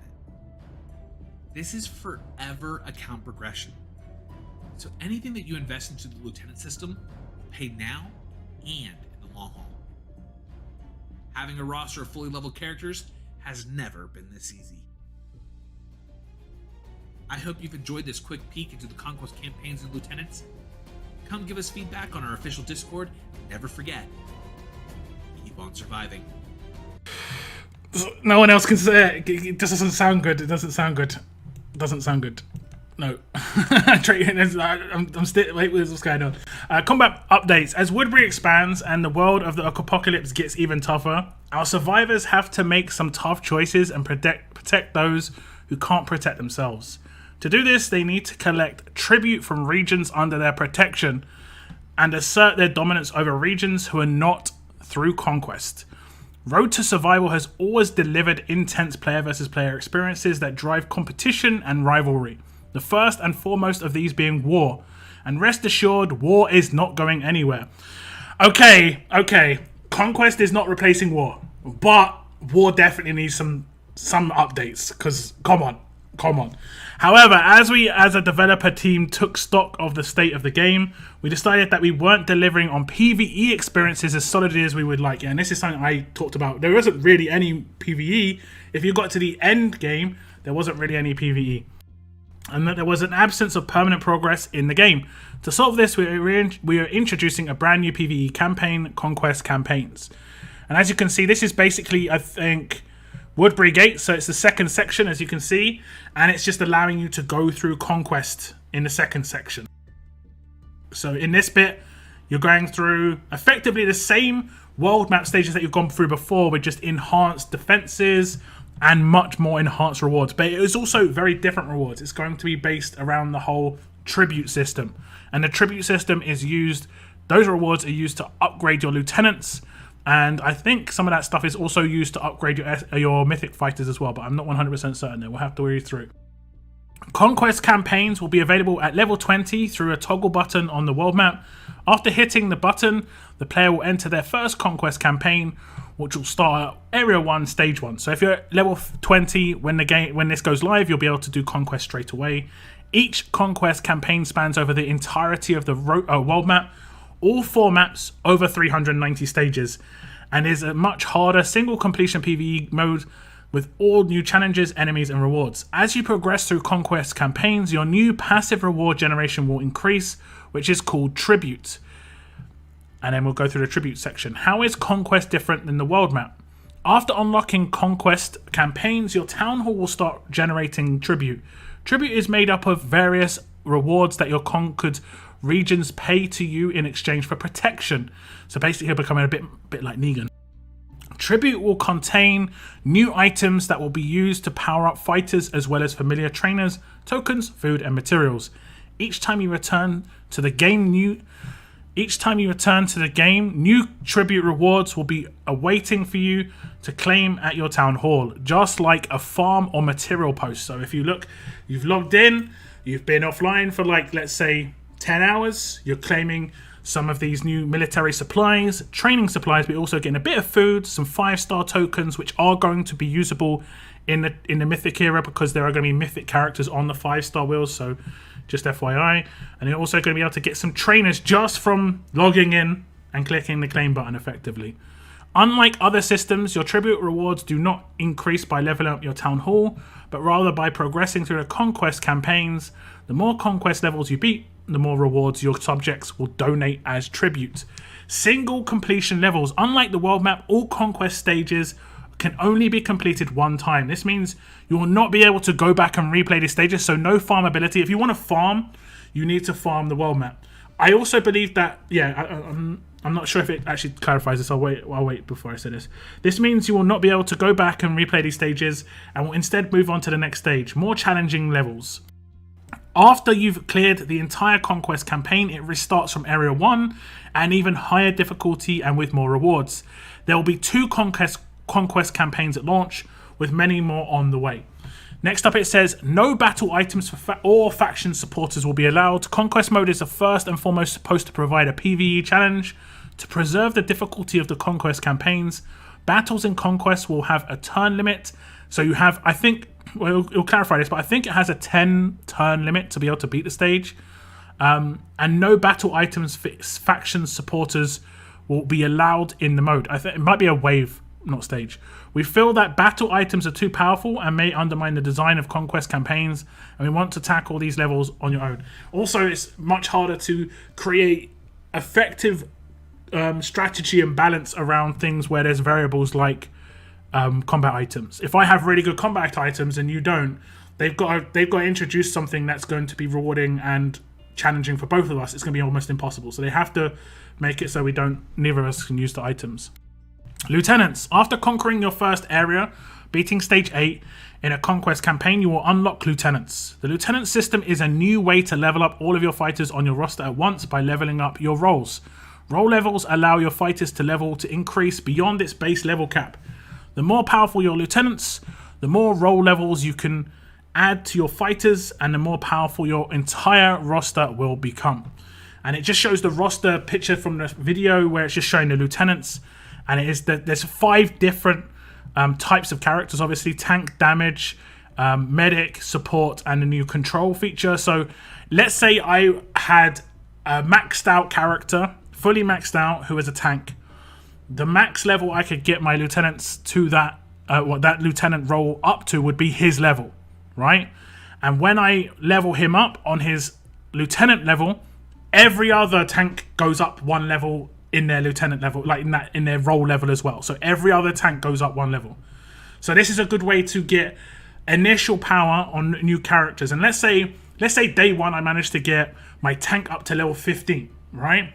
And I've got my tank lieutenant roll up to 15. This isn't going to be super fast, but that means in like a month's time, when I pull a tank from like an event, or I choose it from a tournament, or whatever, I get off a wheel, that tank will be instantly level 15. Because he's a tank, he's going to be fitting his role level is going to be tank, and that's how that's going to work. So he's going to be instantly boosted. Each Mythic Fighters level will now reflect a combination of 2 types of levels: base level and role levels. Base levels are leveled up with trainers and fighters, like we currently do, just like they've always been. Yep. However, role levels are improved through the lieutenant system. Improving a role level is permanent and affects all characters of that role. For example, if I level up my... Okay, it's doing exactly the same thing I just said. For example, if I level up my tank role level by 1, every tank fighter on my roster also levels up 1 time, even when I acquire a new tank role. Yeah, so tank fighter. So it isn't like only the ones that are on your roster right now. It's any tank that ever exists on your roster ever.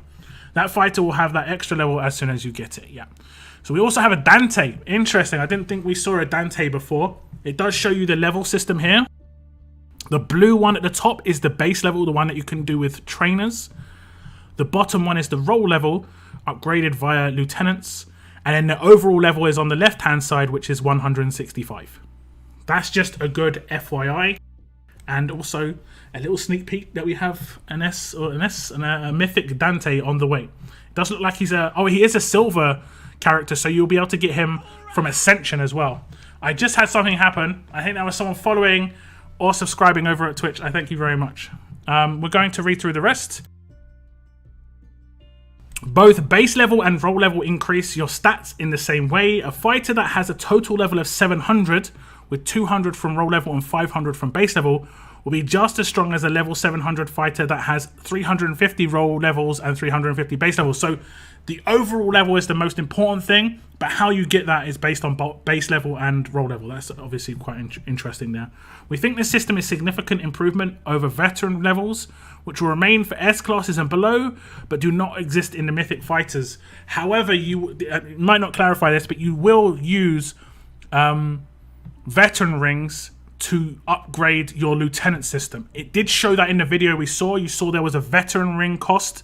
I think it's in the alpha, it was like every 10 to 15 levels, it started requiring more veteran rings. So veteran rings will still be needed in the Mythic era.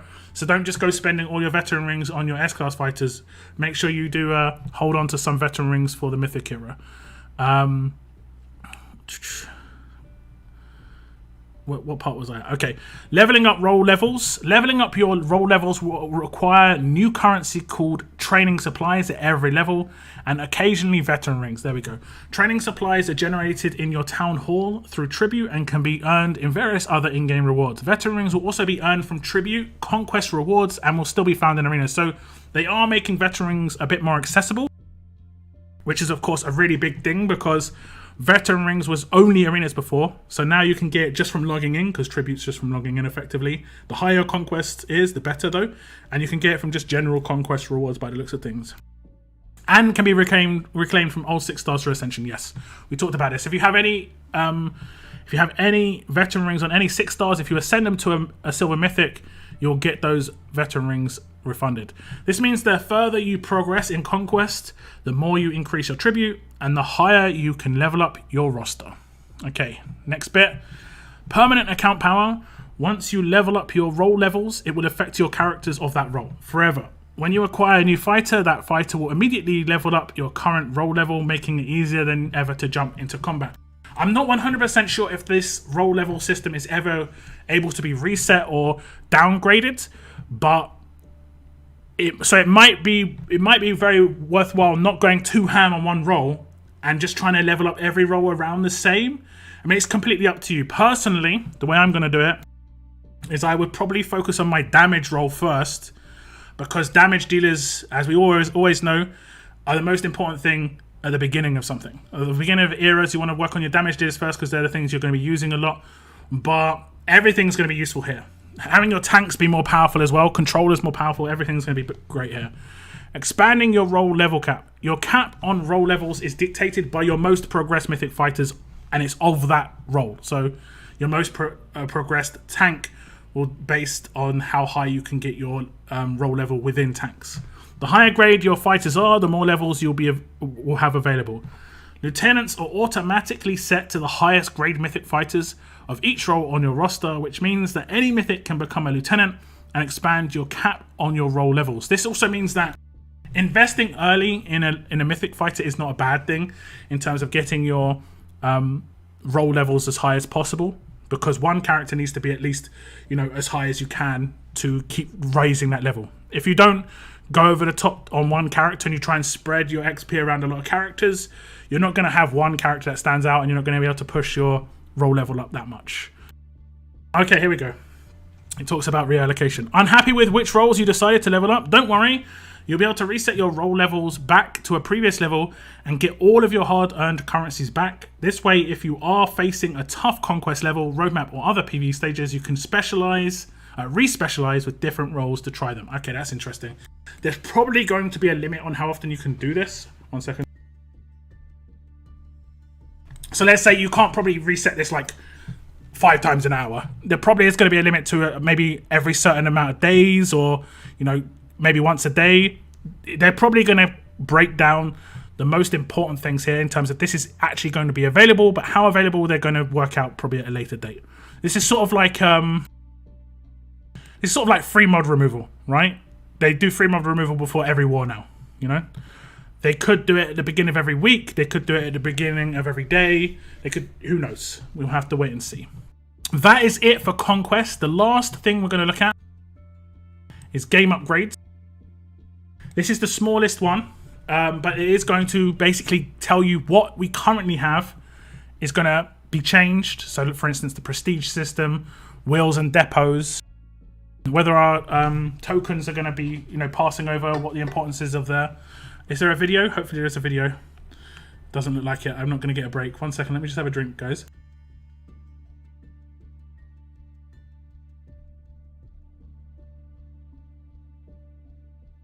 Okay, the problem to solve. Dead features. We've heard many times over calls for updating certain features in RTS in a meaningful way. As you've seen in the past year, our trainer and level upgrades, as well as the recently released town expansion, player level depot, and wheels update, were committed to these improvements. We're continuing to the... I'm getting a bit of talking too much. We're continuing these improvements in a big way with the Conquest update. When it's released, we'll be upgrading many of the core features in the game that need new content, new purpose, or improvements to usability. We're updating core features like training grounds and houses, prestige museum, ascension, and the monument, roadmaps, wheels and depots, team power score, daily missions, fighter dossiers, territory drops, and the world map story campaign. Now, some of this has already been covered, of course, like, you know, the world map story campaign, but some of it hasn't.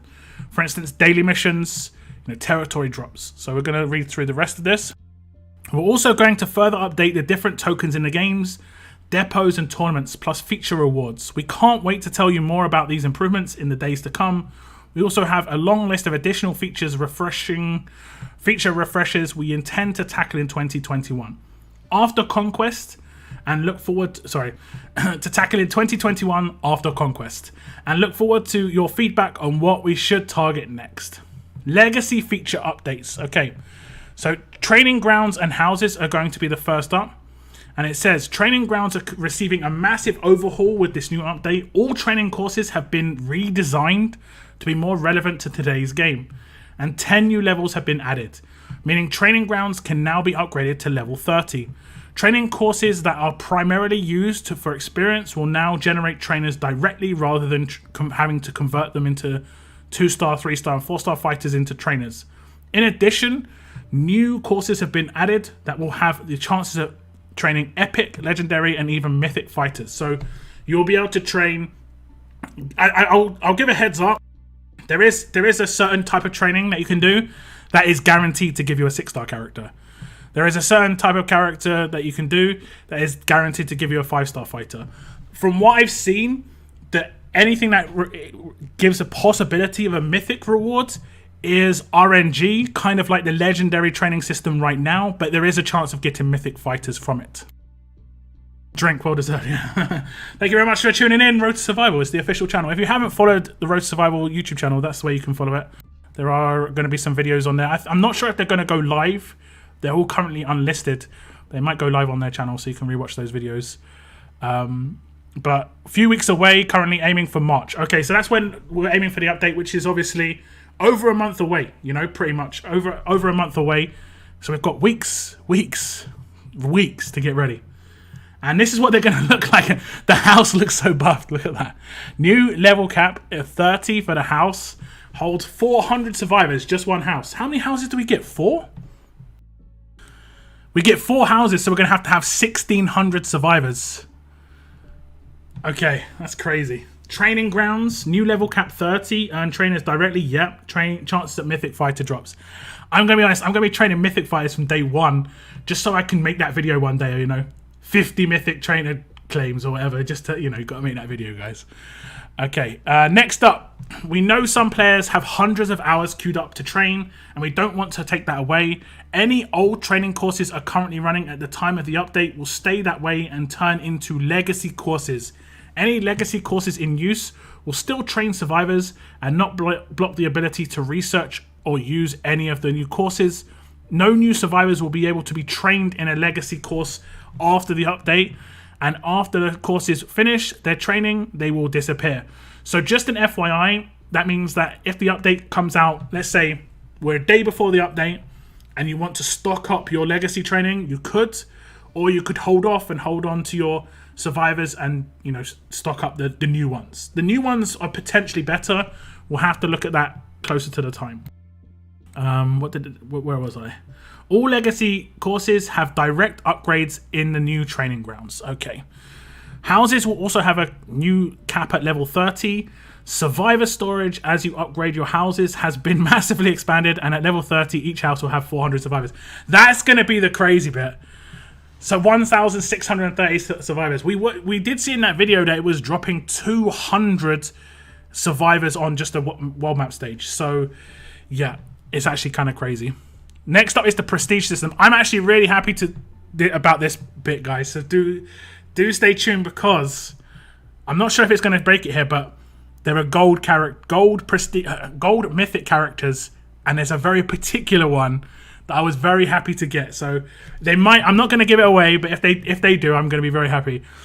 Prestige is also getting some much needed love in the new update. All prestige rewards have been updated, including new permanent buffs, new mythic character rewards, and more. Prestige ranks have also been reworked and expanded to offer more for players who want to keep pushing past Prestige 13. Every single prestige point you have ever earned will be preserved and counted in the Prestige update, even if you are currently at Prestige 13. I think that it recalculates as well.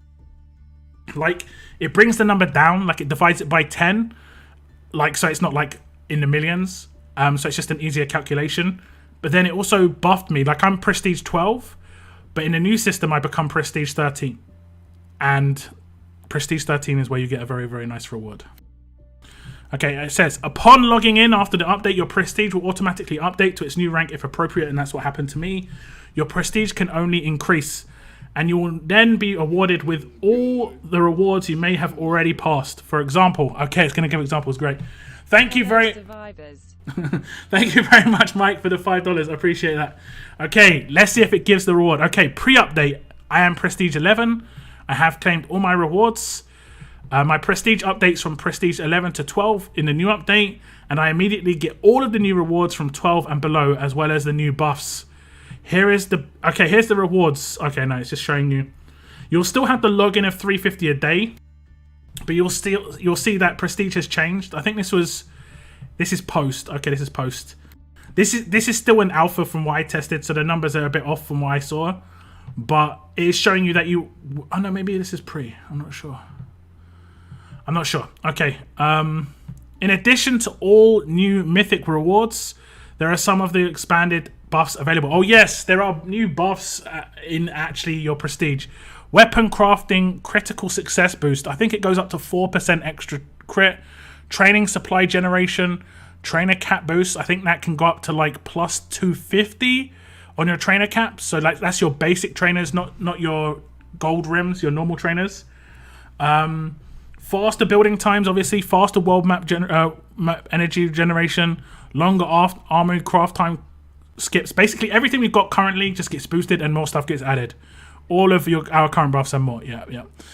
Okay, here we go. It's important to remember that every daily login you have ever collected and every dollar that's spent in the past will count towards the new prestige system. Nothing you have done will go to waste. In addition, your prestige rank will now be hidden on your profile from other players. We are also revamping the daily prestige crates and the prestige crates available in the shop with new rewards. Now, I think you should have the option to show your prestige personally, and you should have the option to hide it, or it should be default hidden. But I can understand why it was hidden, because it was very much a tool of what's the word? A tool of harassment, honestly, and I've seen that in quite the last few years. So I definitely think it's a good idea that it has the option at least. Museum, we found that oftentimes the museum can be tough to navigate, with its vast amount of S-classes and limited time collections. And we want to make this easier for all players. The museum will now be divided into 6 tabs. Okay, we're going to look at the tabs. Okay, I can only get 4 on the screen. Actually, no, I can get 5. Event collections. All limited time event collections will now be in one place. This tab will only hold any collections that are tied to in-game events and will disappear if no events are running with collections. Tab 2, S-Class collections. All S-Class collections will now have their own dedicated tab. Each S-Class fighter and their related collections will live here. Tab 3, Mythic Token collections. This tab will hold all the Mythic Token collections, which will reward you for having S-Class fighters. Every Tier 2 level 110 S-Class you have will grant you Mythic Tokens, which will be used to redeem directly for Mythic Fighters. No S-Class fighters will be consumed in this process. In these collections. It is worth noting as well, it doesn't say it here, but I believe there's a maximum of 2 of each S-Class that you can claim. So for instance, if you've got 2 Mr. Lu's, you can claim the Mr. Lu collection twice. If you've got a third one, that you can't claim it a third time. You can only claim it for every single one you've got, up to 2. And that goes for every single character. So if you are wanting to work on a character to get to tier 2 level 110, but you've already got 2 of the S-Class, it's better off working on another character before the Mythic update drops. Mythic Fighter Collections. Here you will use your Mythic tokens and Mythic keys to redeem for Mythic Fighters. The more S-Class you have, the more Mythics you get. Important note, no collection items will be consumed. The collections simply count your tokens plus collectibles. Mythic keys can be collected by completing new story campaign stages. Okay, and then we've got 2 more. Permanent collections. Permanent collections are being completely upgraded with this update to have new high value rewards and all new requirements. But most permanent collections have been updated to require non-S-Class 6-star fighters. Any permanent collection you have completed will be reset and you'll have a chance to earn new rewards. Okay, so basically, like I said before, there's new characters that are going to be parts of collections. There was a Telltale one that brought my attention, obviously, but there are loads. Completed collections is going to be the same as before. All completed collections will move to the last tab in the museum, regardless of which tab they originated from. And it should give you some sort of idea. Here's the Mythic Fighters, and this is the collection where you actually claim these Mythic Fighters with your tokens that you get. And Ascension plus the Monument is going to change. I think this visually, personally, I think the visuals on the Monument look really nice. Ascension has a brand new look and feel. Now, when tapping the Ascension Monument, you'll be taken to an Ascension screen where you'll see all the characters that are ready for Ascension. Tapping any character will then allow you to go through the Ascension process and dynamically show what is required. I think this looks nice. Like the background with the Ascension Tower there and stuff, I think that actually looks quite nice. Now, I'm not sure if it's going to do this, but if you click the Go to Monument button, it's crazy. Got something else. I'm not sure what we just got, but we got something else. My god, this update to be looking very nice. My brain hurts from reading, so thanks for doing it for me. LOCKWAVLOCKHYPLOCKHYPE.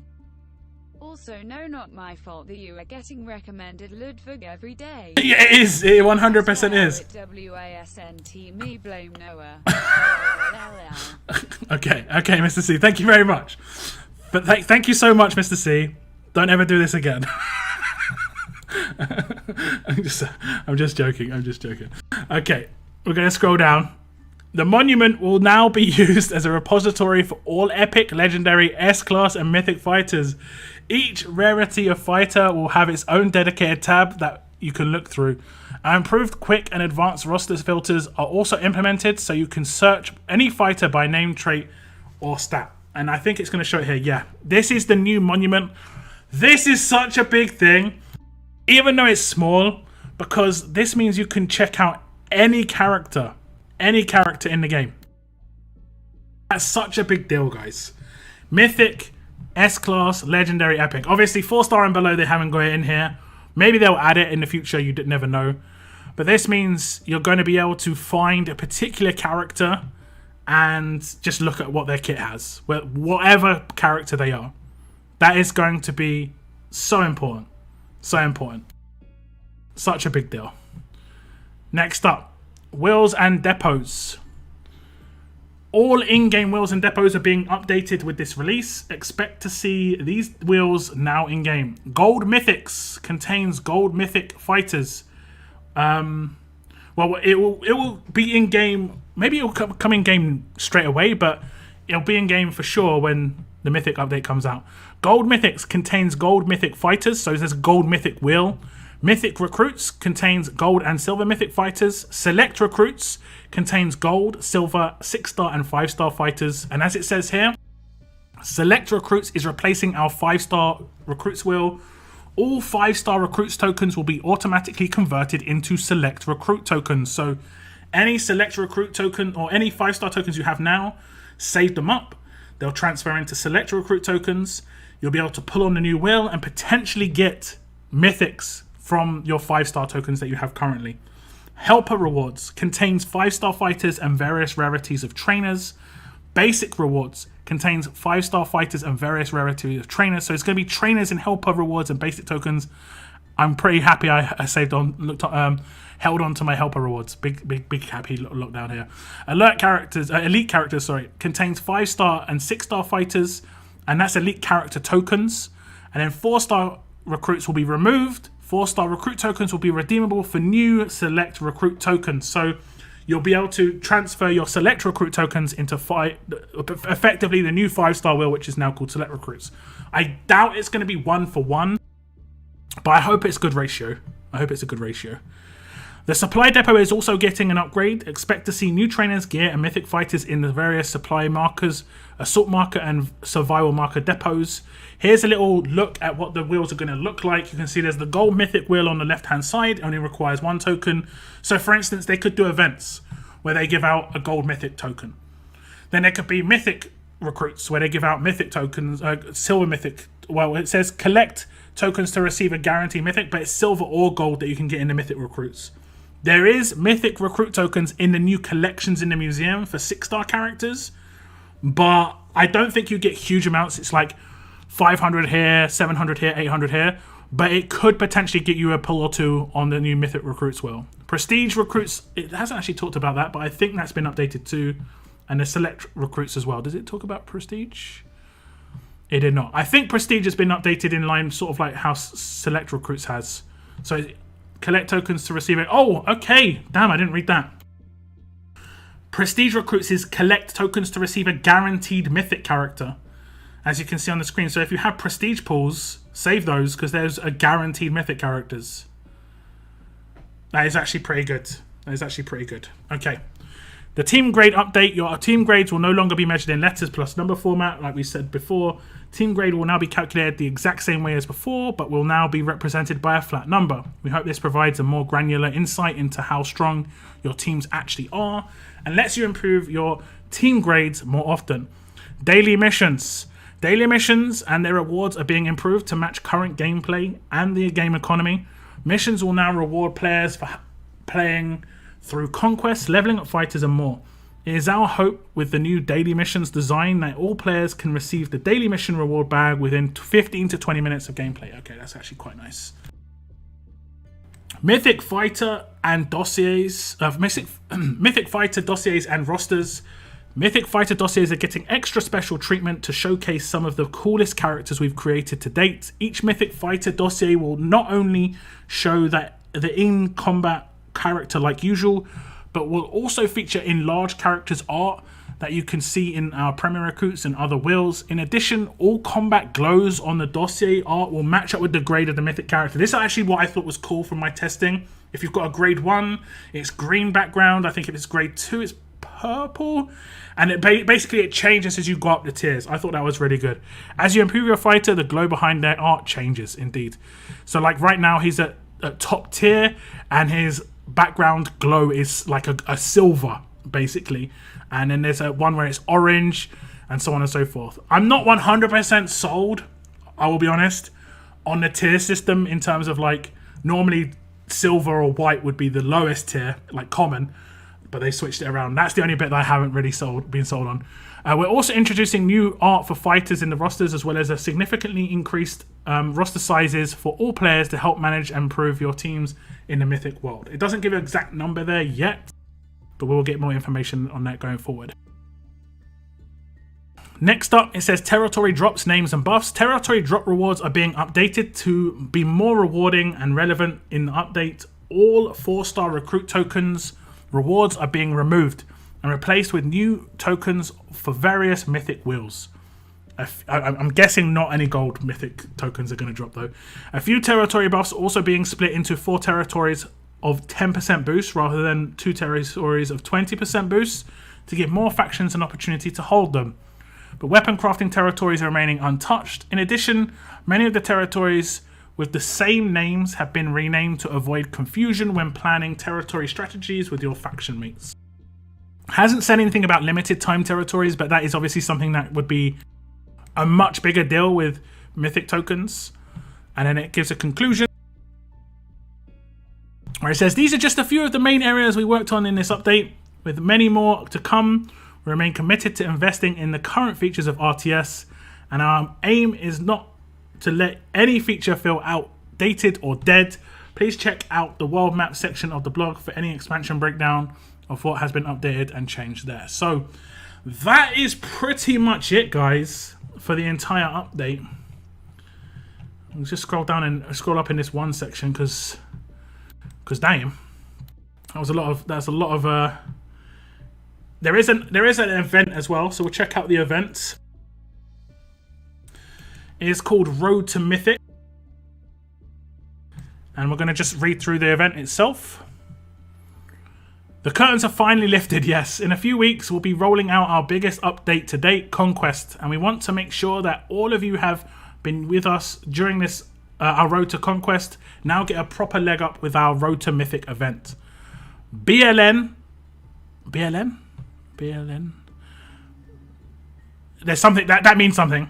Our last hurrah before a new adventure begins. You'll get the best chance to complete and empower those S-Class characters you have been working on. The event will offer the widest variety of S-Class fighters to ever be included in an event. After all, getting your S-Class fighters to Tier 2 level 110 will automatically increase the initial amount of Mythic fighters you'll be able to unlock at launch. Note, this is the only time they've said this. I think they need to go back and say this on the other thing.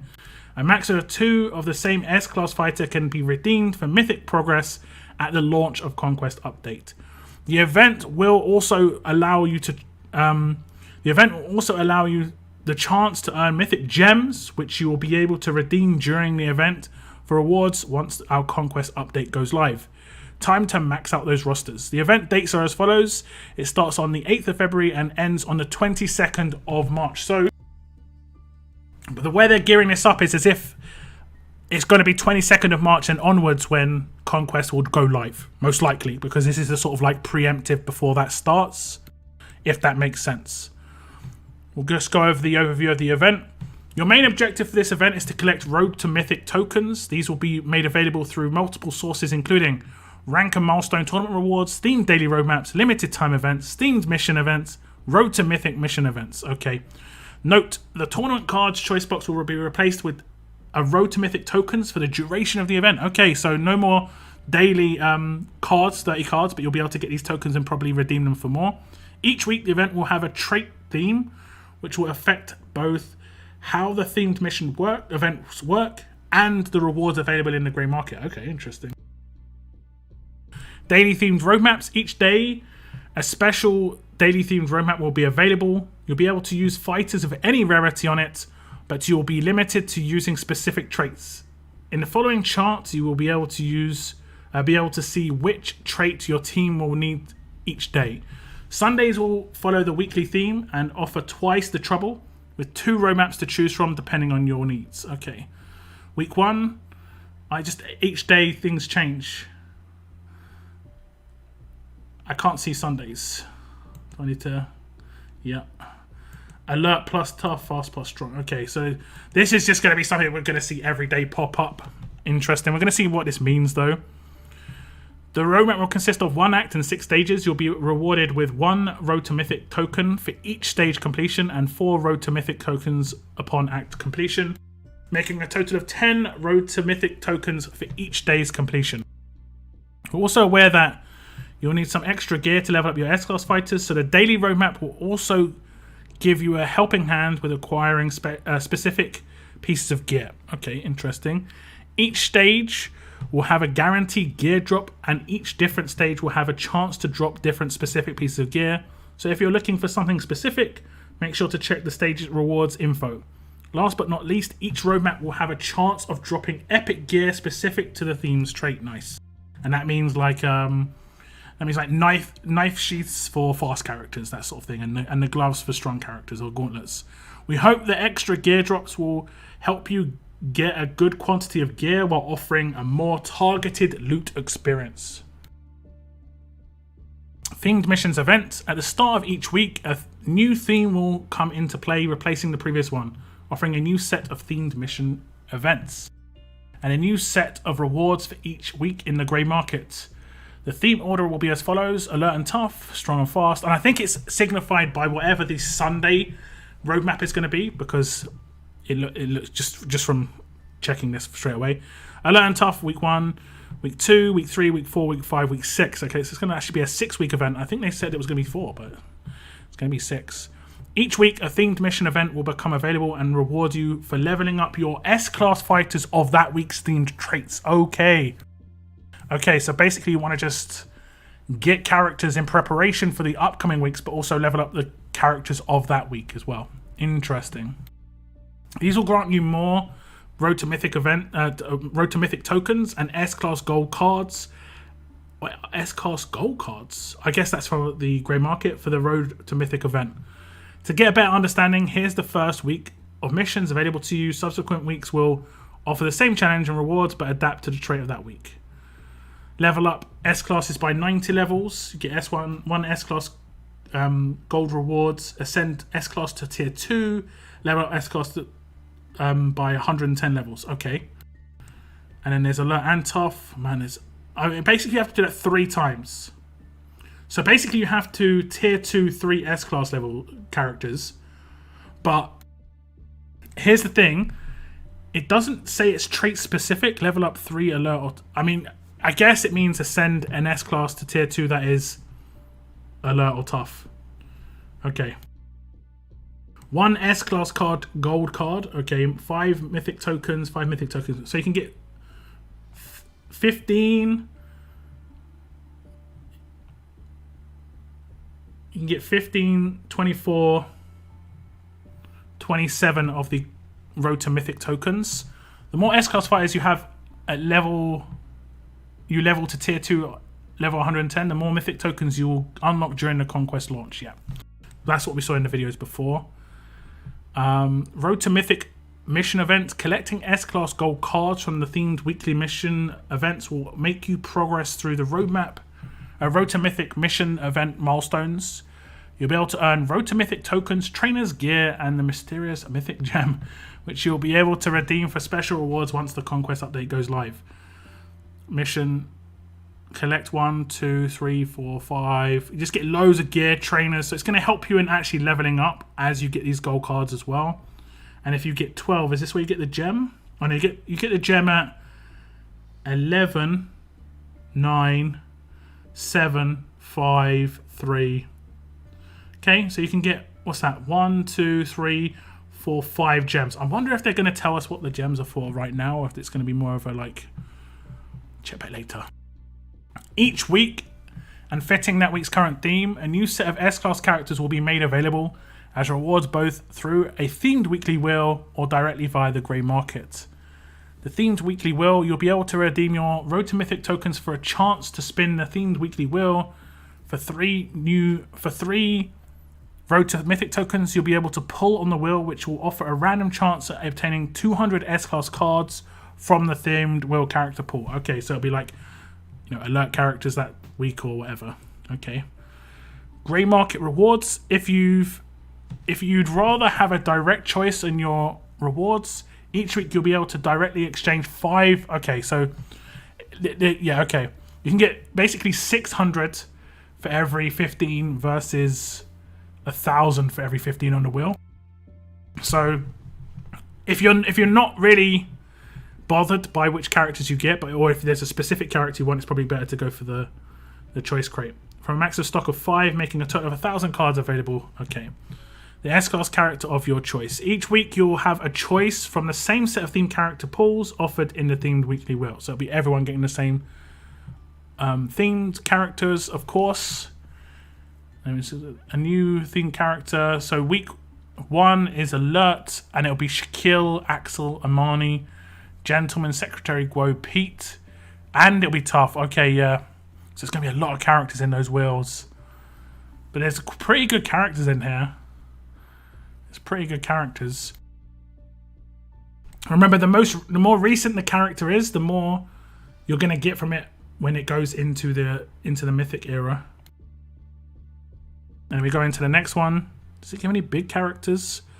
We've got Noor as fast. I think it's the same characters in each pool. No. You can see here, the Wanderer, nor the Wanderer's in this one, and he's not in the one before. But you have Storm in the one before, and he's okay. They do switch around a little bit by the looks of things, but not much. Argus is in the last tough roadmap, and he's one of the more recent characters, so should reward quite heavily because of that. And then it shows the rewards from the choice boxes as we'll go through it. Lots of gear and lots of gear. So these are going to be available throughout the event as well. So that's the Road to Mythic event, and that's going to last 6 weeks. That is what you've got to do effectively. This is what you've got to do in preparation. Man, this picture's bright. These are all mythic characters as well. We've got Abraham, Andrea, and Frost here. But this is what you've got to do to prepare yourself, guys. This is what you've got to do to prepare yourselves. I'm going to see if I can switch over to in-game.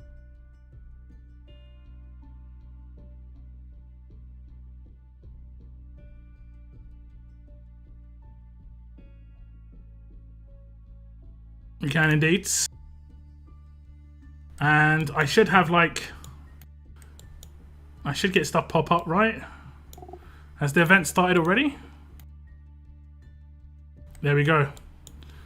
Road to Mythic events. And we're going to get these Road to Mythic tokens. I'm going to just play through the roadmap right now, guys. We have to use alert characters. Okay, let's autofill. I'm worn out after that, guys. I'm worn out. This is not a normal Monday stream. This is not a normal Monday stream.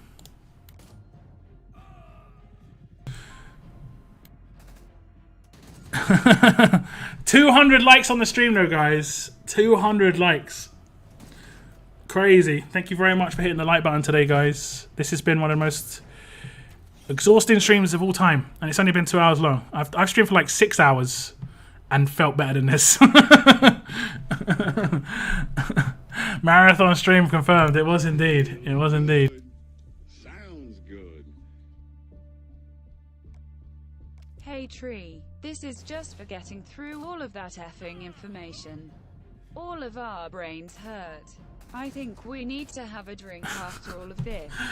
It was a lot of information. It was a lot. It was a lot indeed. But what did you guys think? What are your thoughts? What are your thoughts on this, guys? Yeah, Moon's missing out, man. It's a 24-hour roadmap, mate. I'm just saying.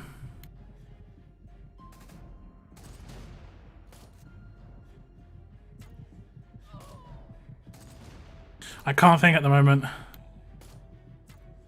I thought this went out in March. It does. This is the road to the update. I think this is the road to the update. I think this was a great stream. Yeah. This was a very special stream for sure. It seems pretty straightforward. Doesn't seem too crazy at the moment on the roadmap. We are coming up against tough characters, but they are only 6 stars. Our S-Class worth grinding. It's worth getting an S-Class to tier 2 level 110 because it will get you Mythic tokens once the Mythic update comes out with Conquest. I do like that everyone can succeed and all the effort we put into S-Class fighters will matter to get mythical fighters. That is quite a big deal for me. I like the fact that I can ascend my 5 stars into 6 stars, like they all become a legacy character. I like the fact that I can ascend my 6 stars into mythics. And I like the fact that my 5-star tokens will turn into tokens to potentially get mythics. So, yeah. Basically, it looks like there's a path to progress now. Like, and also, I will say the characters are not, like, ridiculous, like the S-Class. Like, Priya was the second S-Class, and she was just nuts. Like, she would just... Even if she didn't have Rampage, she could take out 3 characters at a rush. I don't think you're going to have anything crazy like that in Mythic. So it's actually not too bad. It's a bit more, like, strategical, I think is the word. Rather than just, like, Blitzkrieg. I'm drinking beer. Thank you very much for the super chats, though, guys. I did get a couple of highlights on Twitch, but I can't log into Twitch right now. It's asking me to authenticate, and that will take a little bit of time. But thank you very much to Mr. C for hitting me up with a donation. Okay. I was like, wait a sec. I just got those. No, I didn't get to get those. Okay, we've actually got Survivors Club pulls to do, guys. And it might not seem worthwhile to do Survivors Club pulls, but if I get S-Class Garrett, I just have to get him to tier 2 maxed out, and then I actually get a more mythic tokens. So I wouldn't mind.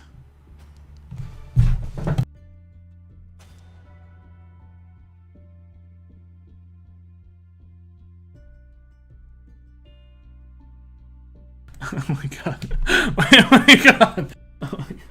On the live stream as well, what the hell. The way I built that up as well, I built that up like every single time I pull, I've legit really just gone. I've legit just every single time just gone, you know, I wouldn't mind getting the S-Class. I wouldn't mind. I wouldn't mind.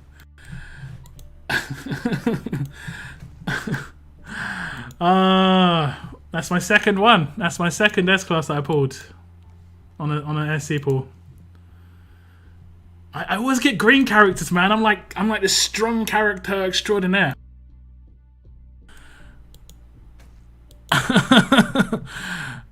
Oh man. I'm lost.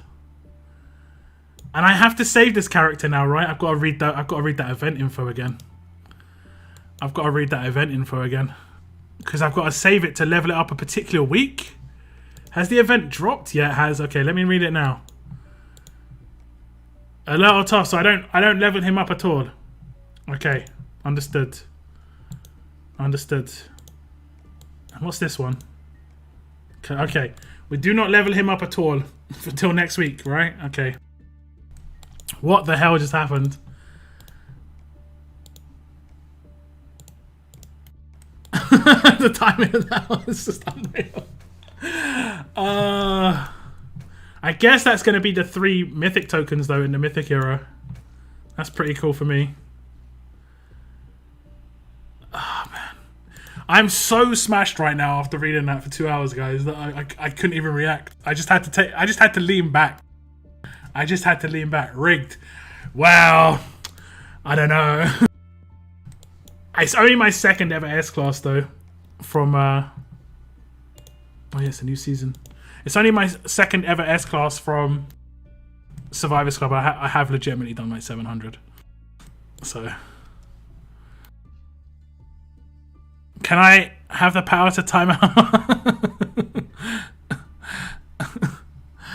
Oh man. I think it's worth claiming this character as well. I'll have to get that confirmed in terms of if you max out this character tier 2, it will work. I'm pretty sure that it did, because I saw Franklin in there when I did the tests. But Mackenzie, I think, should be in there as well. So it's worth claiming her to get a mythic, mythic tokens. I think. Oh man, oh my god. And then if you claim this tournament seal, people were talking about it before. Claim the tournament seal for free. You should get an update in your missions. I've already claimed it before my stream. Oh boy. Where is it? There we go. That one there. The Reach Diamond League, you need to just get the seal to do that. Truth is, game was rigged from the start. What was that quote from? Wasn't that a quote from Fallout New Vegas? Can I the C class is your royalty payment for your outro phrase in their blog post. Well, they said it 4 times, so I'm just gonna say 3 more S classes. Oh man. Oh, okay, and you can actually directly claim. Okay, I would say definitely go for more recent characters than older characters, guys. So like Argus seems to be a top pick for me because he's the more recent a character is, the more mythic tokens they'll give you when you exchange or like do the hand in. And we've got extra free stuff. Okay, we haven't got extra free stuff. It's got the normal free stuff. Oh, my neck hurts. Fallout New Vegas. Yeah, I thought so. I thought it was.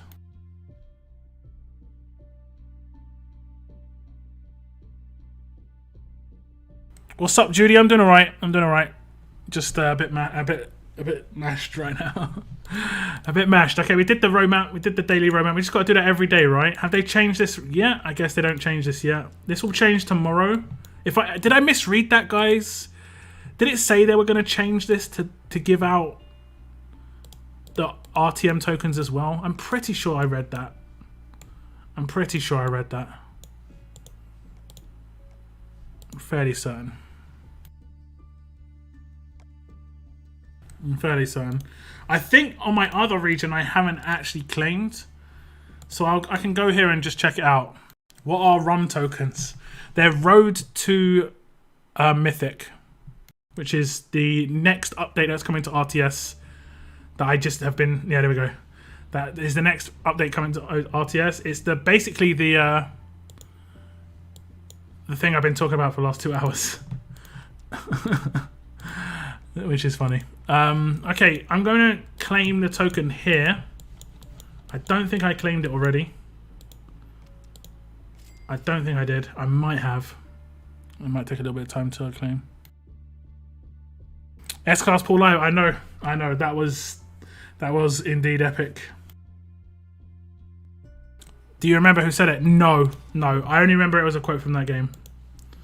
I would be lying if I said otherwise. And then if I go into missions, I think there's a mission to claim here. There we go.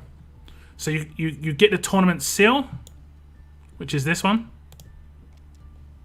And then because you're in Diamond League, you also get this one.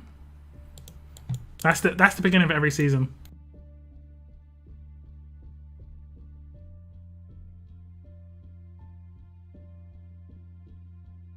They said they would give it in the event crates, not the daily road. Let me read that again. I remember they were saying about the daily roadmaps. Daily.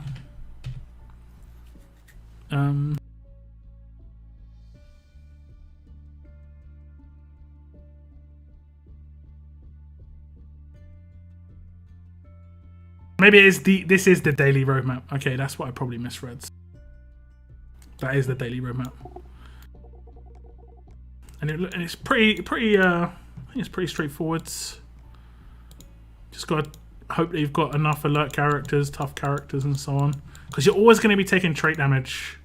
This is the big thing. Damn, I tier 2'd him. I actually tier 2'd this dude. Damn, I missed out. I don't know if I've got any. I tier 2 Glenn as well. Okay, we've got 1, 2. Okay. And this might be tough to finish. This might be tough to finish. The quote was Benny, the guy who shoots you at the start of Fallout New Vegas. Okay. Will 1 to 4 star tunes not be acquirable after this update? I think they'll be acquirable on the first 25 stages of the world map. That's how you'll get them, the first 25 stages of the world map. After that, it will be... I don't think you can even get 1 stars right now. I'm not sure, actually. Is that Payback Shiva just sneakily in there? She is. What's up, Mohammed? Welcome to the stream. I know a lot of you have been here for a while, guys, and I haven't really been checking up on chat. But today has been crazy. Today has been crazy. I want to thank you all for tuning in. I appreciate it. The plan today, I'm going to be honest, the plan today was to do a short stream to go over the update and then have a break and then do my normal stream. But that update, going over the update took ages. Going over the update took forever. There's so much in there. Just going over the Mythic Fighters part took like 25-30 minutes. Oh man, that was crazy. You can get 1 stars from the training ground. Yeah, I think you can get them from one of the stages as well from, I think it's from the trainer roadmap. I've been randomly getting 1 stars without doing training grounds though. Unexpected. No, Monday's my normal bonus stream now.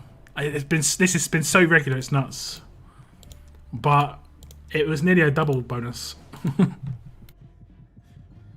Did I see any? I have not really read chat at all, so feel free to hit me with the questions that I missed out on.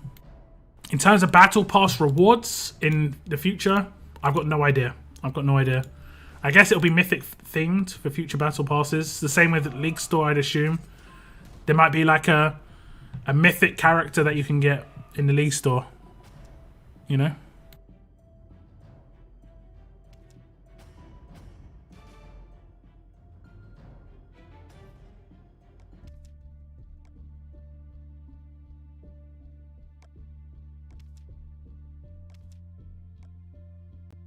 You inspired me to one Paul, and I have an S-Class Scotsman.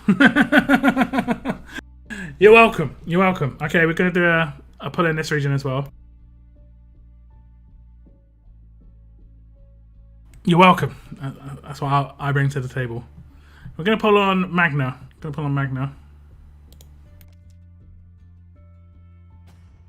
Not as amazing, but I'll take it.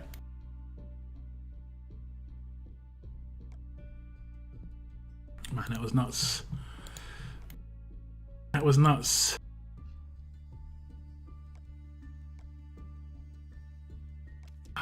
That's the best pull I've ever done live, ever.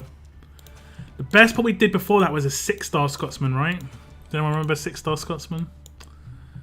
Good old 6-star Scotsman. Oh man, I'm actually knackered, guys. Just kaput. Okay, what are we looking for? We're looking for diamond tokens. I'm not sure what's going to happen to diamond tokens with the update. I guess they will translate into the new system. I'm not 100% certain now. What happens to all our S-Class cards in the museum with this update, if anything? I believe they're going to stay there for a while. S-Class is going to be still obtainable the same way. It is worth noting, again, if someone from Scopely is watching, this one collection for Shiva is 25 days long, whereas everything else is 200 plus. Just an FYI.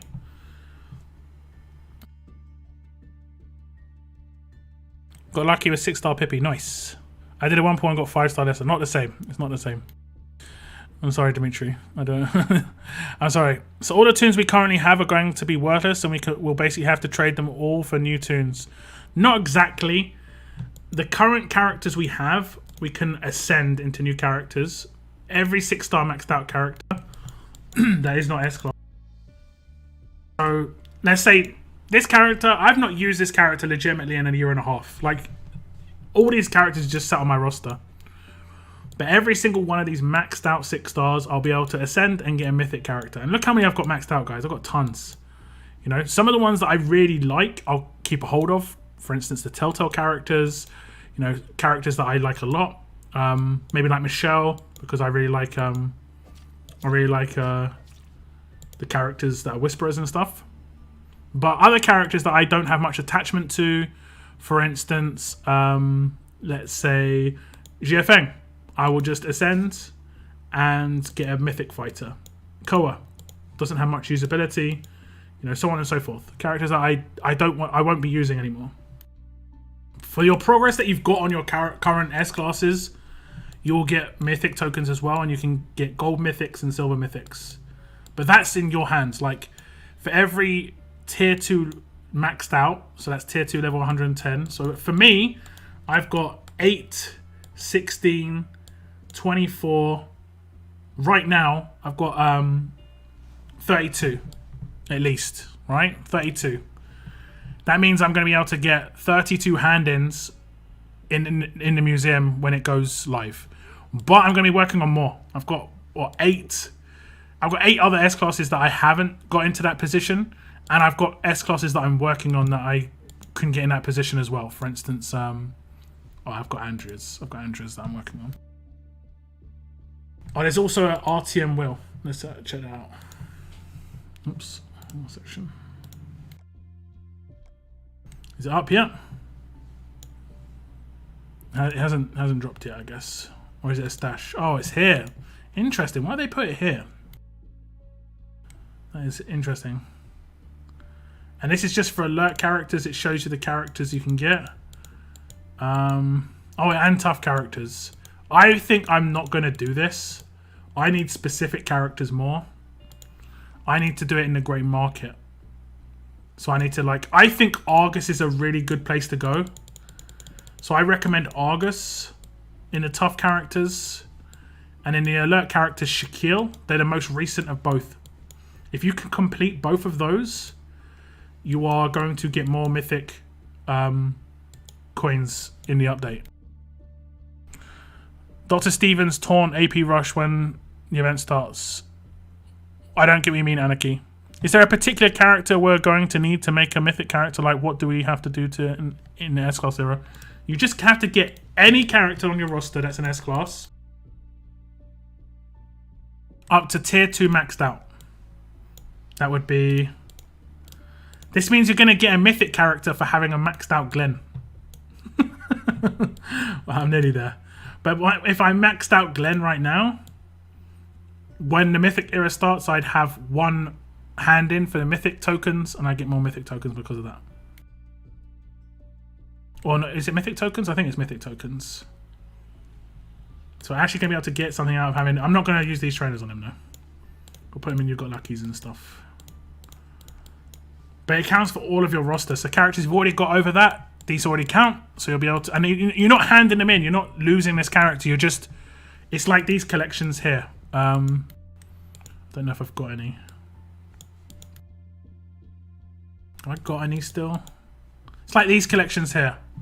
You didn't lose these characters when you did it, but it's going to be like this.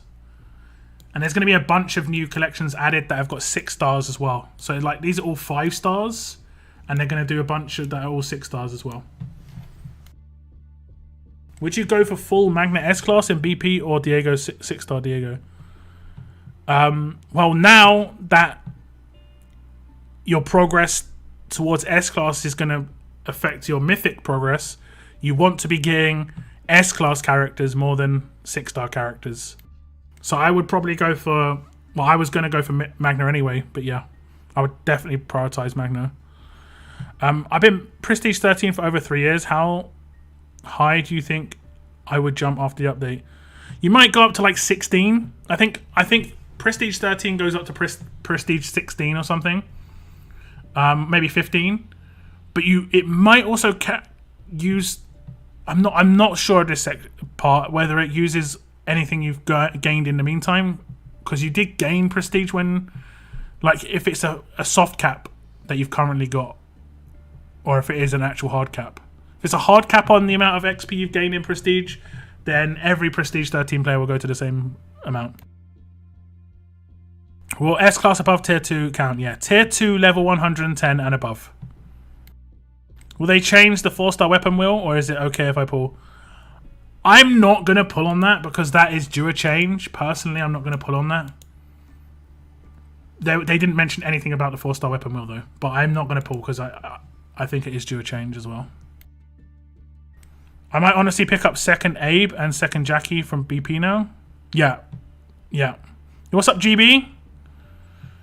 What's up? Prestige is a soft cap. So you still earn Prestige even when you're at the max. So there's going to be a background value then. It's like if I go into my account and you see I'm Prestige 12. If I was maxed out Prestige 13, I would still get the number, like 350 a day. But it just wouldn't show me, if that's what you're saying. Oh, okay, so Serb asked... Okay, interesting. Okay, so that Prestige 16 thing I just said, ignore that. But your Prestige will only ever go up, so you won't ever go down. The minimum you're going to be in the new system is Prestige 13. Man, what a crazy stream this has been, guys. What a crazy stream. Nightlock, thanks for all the... I'm knackered. I was just... Man, I am knackered. I need to get some food. I was going to eat before my stream. I was like, it was only going to be a short one. I can maybe get a snack in the break. Man, I was wrong. I was very wrong. Is there a mythic character for every S-Class? It doesn't work like that. For every S-Class, you're going to be able to get mythic tokens, and then you can claim the mythic character you want, right?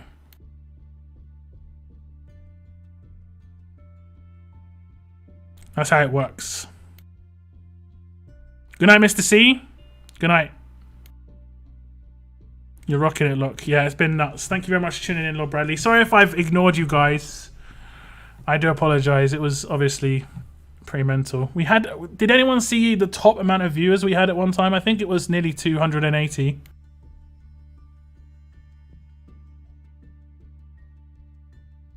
What about war rewards? Why are they giving us S-Class cards? Do S-Class damage dealers have any use now?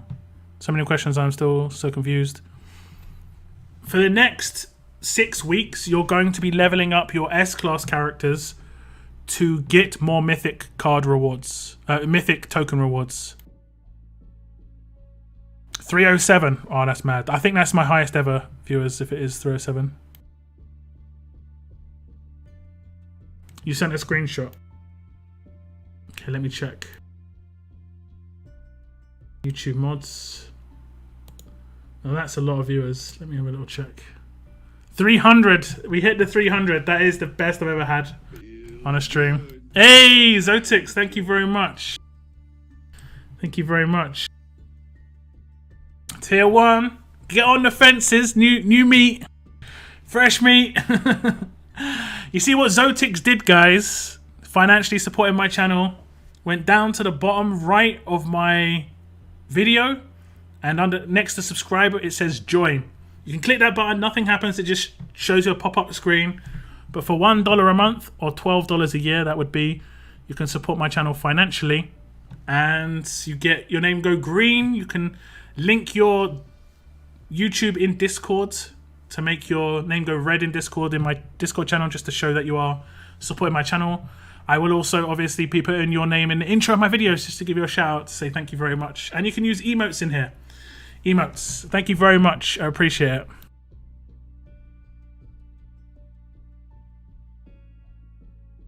My biggest question is will they let us restart and replay the story mode, the lead up to the new story expansions, so we can change some decisions we made 4 or 5 years ago? The new story modes, I believe, are going to be completely new. Like, I think they're just going to start fresh from the new story modes. I'm basically assuming this anyway, from what I know. I don't think your choices in the previous ones are going to make a difference, but your choices going forward will. So, like, let's say you have a bunch of new survivors.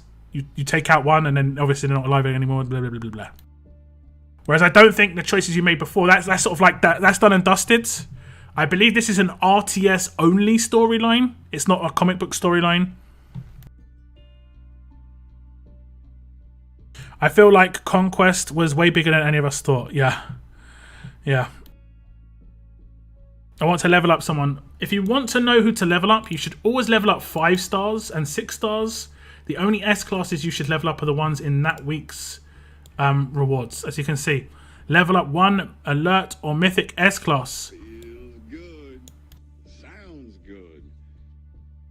Mike, bro, tier 3. Tier 3. My goodness. Thank you so much. We get another tier 3. Stuff's getting crazy, guys. Stuff's getting crazy. No, Shani, we've already come to the agreement that even if you're tier 3, you have to go on the fences. Those be the rules. Still the rules. We can't stop the rules of the zombie apocalypse, you know. Zotix was on the fences for a while. Mike, you're going to be relieving Zotix. You are on the fences, just clearing those walkers. Thank you very much, though. Thank you so much for joining. Tier 3's nuts. Anyone joining at tier 1, honestly, I am massively appreciative, guys. Even though it's only $1, I've had people message me say, "Oh, it's only $1, blah blah blah," but it all adds up. Honestly, it does. But tier 3 is just going above and beyond, like craziness. It's actually craziness. I just noticed I'm not subscribed. So you hit the join button as a member before hitting the subscribe button. Okay. Okay.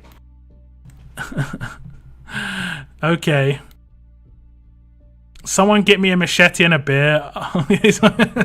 Thank you very much, Mike. Appreciate it. How much is tier 3? I thought it was like I think it's $23 or $23.99. It changes based on your location. There is no tier 4. I'm only going to do the current 3 tiers. I might add a tier between tier 2 and tier 3. I'm trying to make it a lot like the Twitch ones, basically. What was that? No, what are you even talking about? Noah's just lost it. See, this is why I don't rejoin when I lapse. I'm too lazy for walker duty. I think tier 3 is like 3 Netflix subscriptions. It is honestly above and beyond. It really is. With tier 3 as well, Mike, you'll have to message me on Discord. Make sure you link up your YouTube and on your Discord, and you'll get access to a section of my Discord which is for members only, and you get to choose like a video topic every month that I'll make a video about. Basically, if there's a particular character you want me to make a guide on, I'm guessing there's not going to be too many requests for guides at the moment, just because we're going to be getting mythic characters. But if there's anything specific you want me to look at and make a video about on the new update, because I have access to some alpha footage, I can try and do that as well. So just make sure you connect those, and I can talk to you on Discord. I'm already subscribed for some years on other account and just forgot here. It's all good. It's all good. Don't worry. Where's Conquest? I thought Lockdown had early access. I do, but today was just about the update drop. Over the coming weeks, it's a few weeks out, so over the coming weeks you'll be seeing some videos from me from the alpha footage. I'm going to take it slow and easy, guys. I'm not going to throw loads of stuff at you straight away. We're going to split up the content nice. I'm going to see what you guys want to see the most. I'm going to see what you guys ask about and talk about. And I'm going to obviously create content around that. All leader skill mythic tunes will be rainbow leads. This is correct. At the beginning. Shane, at the beginning. Initially, there will be all rainbow leads. Some huge changes. Yeah, it is big. It is very, very big. It's exciting though. I've played the alpha, and honestly, just ascending characters is fun. There is a bug in the level up mystic missions. Okay, what's the bug? Do you think they will let us reset characters and gain the veteran rings we have used on them?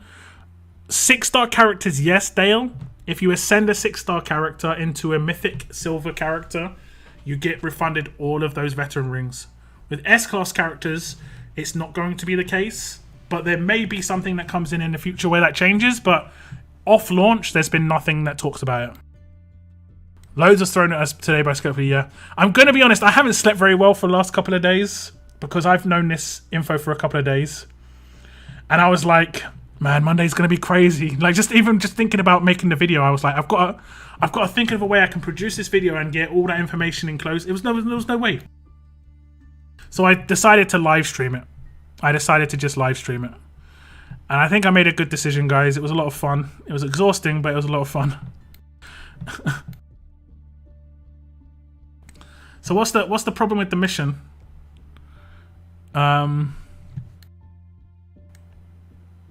Who said it? Was it you, Ash? Ash. What's the problem with the level ups? You have to claim your mission each time before you complete the level up. I leveled up a character to 90 and the 110 and only got the 90 rewards. Yeah, it says that you have to complete the previous one. Oh, there's multiple tiers. Level up 3. Oh, there's like do it 3 times. Okay. I've already got 3 mil in this level up. So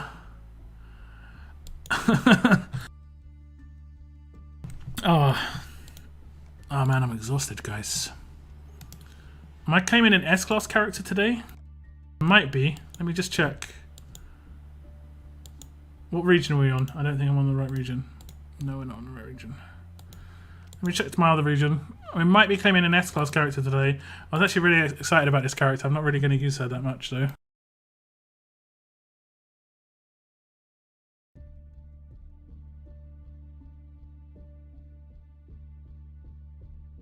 Have I got her maxed out yet? Let me just check. No, they're not maxed out. But you can see I'm going to be getting S-Class Andrea soon. And I'm going to be getting tier 2. Just don't do any S-Class levels outside of the S-Class level week where you need to level them up. I do believe, however, you can level up people at higher tiers and it counts towards it. So, for instance, you could level up a tier 4 and it would count towards those 90 levels. But you have to tier 1 up to tier 2. Like, there's no option there. It has to be tier 2.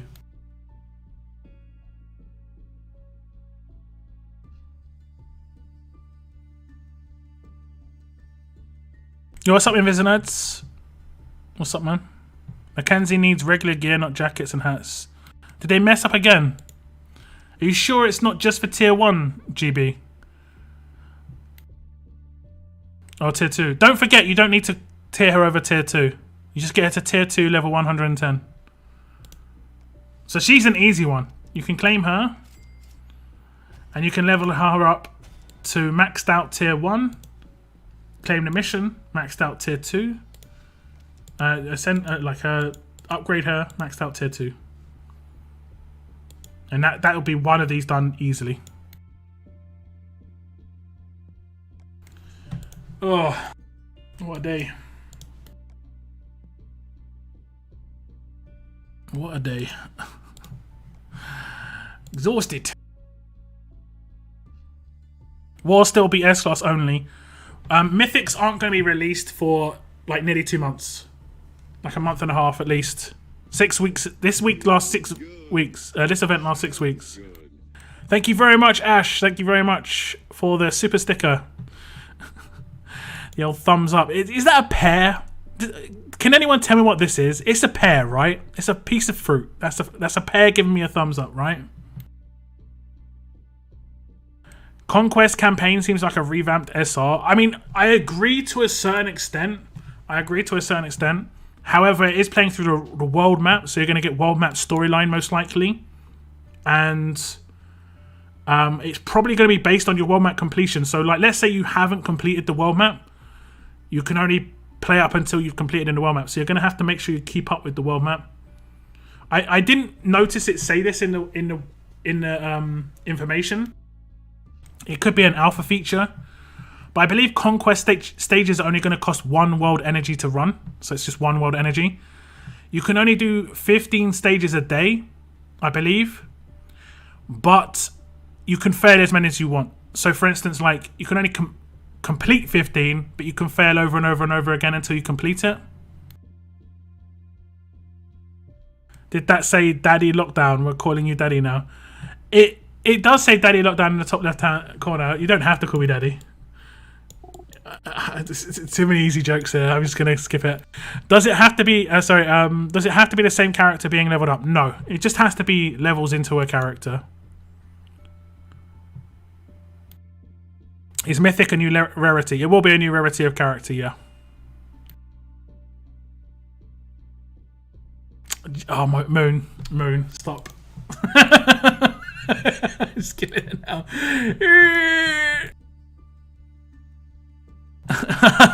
You might skip those jokes, but I still don't know. Caught yourself, yeah, dude. Doesn't Frost, Mythic Frost? I think. Come on, guys. Come on. You know who looked beast? Mythic Beta looked beast in his art. He looked so good. I like Sandy's visuals as well, like in the art that they showed. Some of these characters look really great. He's blushing again. I definitely am. Mythic Titan. That is a potential.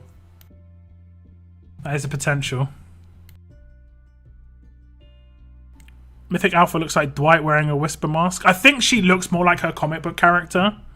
Mythic Clementine. I don't believe there's any Telltale characters yet. I do hope they're going to do some, though. I'm a big Telltale fan, obviously. I do hope they're going to do some. I hope Mythic Shiva looks gangster. She looks pretty beast. She looks great. This is going to be one of those times we talk about again. I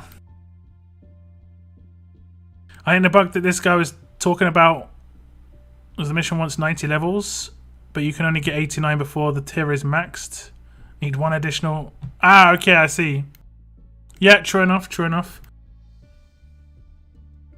So just make sure you complete the mission before you start tiering up characters. That's the most important thing. The tiering up is going to be the hard bit. You've got to tier up 3 characters a week. So yeah. So basically, in the meantime, you should be leveling up all your ascendables and 6 stars. Like you can see, I've got 1, 2, 3, 4, 5, 6. 6 ascendables here, and then 7 including this one. 8, 9, 10. I've got so many S-class 5-star ascendables that I need to level up.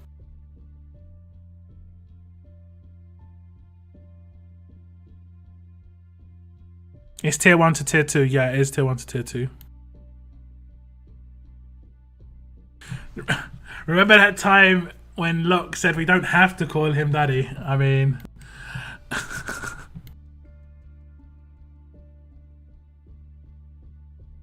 Gonna be hard because SC keeps dropping S classes. That's a good thing, GB. That's a good thing.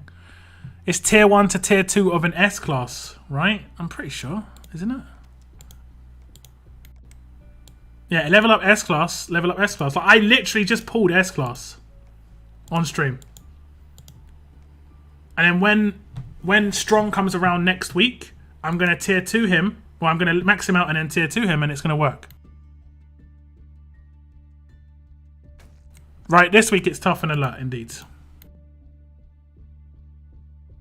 They said all 5 stars, yeah. 5 stars will be ascendable. They called Clem 1-leg Clem in the Road to Mythic event. Potential 2-leg Clem. Maybe. That, I hope so. I hope so. I noticed that as well. Yeah, all 5 stars will be ascendable into 6 stars, and all 6 stars will be ascendable into mythic characters once the update drops. Man, I was dumbfounded. Now, like, this second Clem I pulled is suddenly going to be really useful. Like, next week I'm sold. I'm solid. Look, I've got 3 strong characters just sitting there done. I'm going to have to try and plan this out a little bit, actually. I've actually got a Laupo in here as well, because I've got fast characters. Fast characters are going to be the hardest for me. I've got 2 that I haven't tier 2'd. Okay. 3, 4. Okay, we're good. We're good. Okay, we're solid. All out on Argus. Yeah, I think Argus is a really good idea on tough characters, guys. That's my picks. Shaquille and Argus. Wherever he is, Argus. Because they're the most recent characters out of these. And if you get them... But if you don't get them, then... I think this event does last... Or not this event, but the collections do last for a couple of months into the Mythic era. I only got 9 max 6 stars though, and 1 is Cali. Get Shaquille. I most likely will. I've already got 2.5k of his cards. He's the easy pick for me. But I think I can wait until the later weeks. I have Argus already. Happy days. Happy days. I already tier 4'd my Mackenzie. I mean... You went ham. You went ham. What should I get for food, guys? I'm exhausted. I'm not cooking. I was gonna cook, but I literally cannot cook. Should I just get West Indian? Are they actually delivering?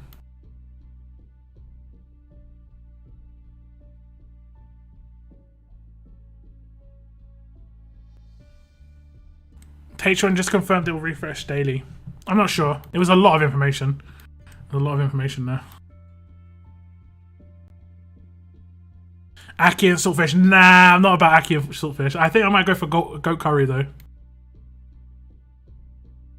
Cook a piece of toast, bruh. I'm not about the toast life. They are delivering. Oh no, they're not. Opens tomorrow at 11:30. Okay. They don't deliver on Mondays. It's like the one day they don't deliver. I guess I'm not getting anything. I guess I have saltfish sometimes. It's one of them ones where you have that want it, right? Beer and a burger. Get a chicken sandwich. Jamaican food is great, yeah. Yeah. They're not delivering today. Mad. I'm mad. And we 241 likes on the stream, guys. Hopefully some new subscribers as well if you're new to my channel.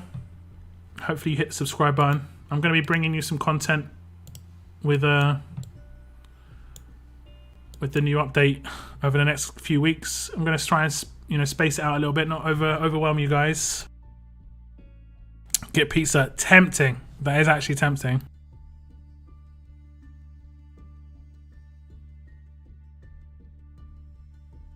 Have I ever had falafels? Yep. What do I like the most?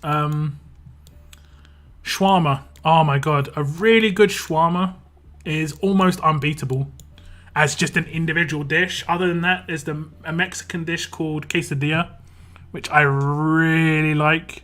Just as an individual thing.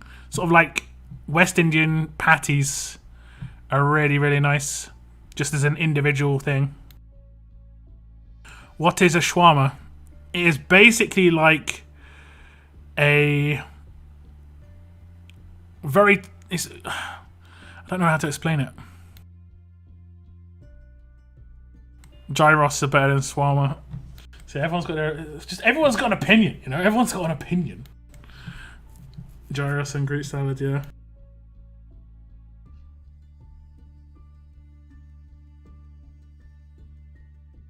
Those individual things are just nice. I can't really think of much in terms of British food like that.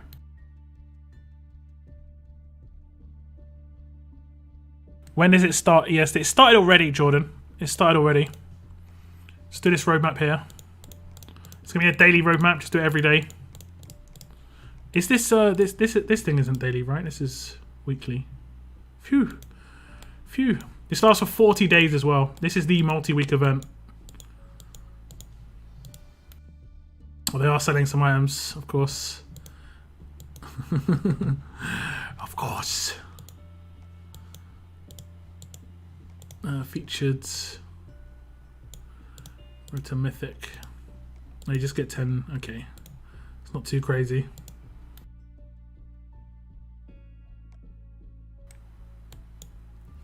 Gear drop in from the new map. Yep. It seems pretty good.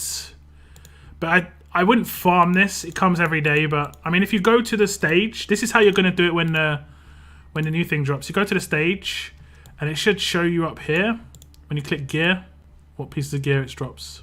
So you can get like hand crank radios drop from this if you really need them. You're not going to need the top end gear, obviously, because you only need to go to tier 2. I mean, they're giving you epic gear, which I don't even think you need. To tier 2 people, let's see what you need to tier 2 people. Go to Clementine. You don't need, you need a lot of these, but you can see I'm in a lot of trouble with these, so hopefully they give out some of these. Yeah, you need a lot of these. Burrito. Burrito. I would love this event, but I have 0 trainers and can't level anything.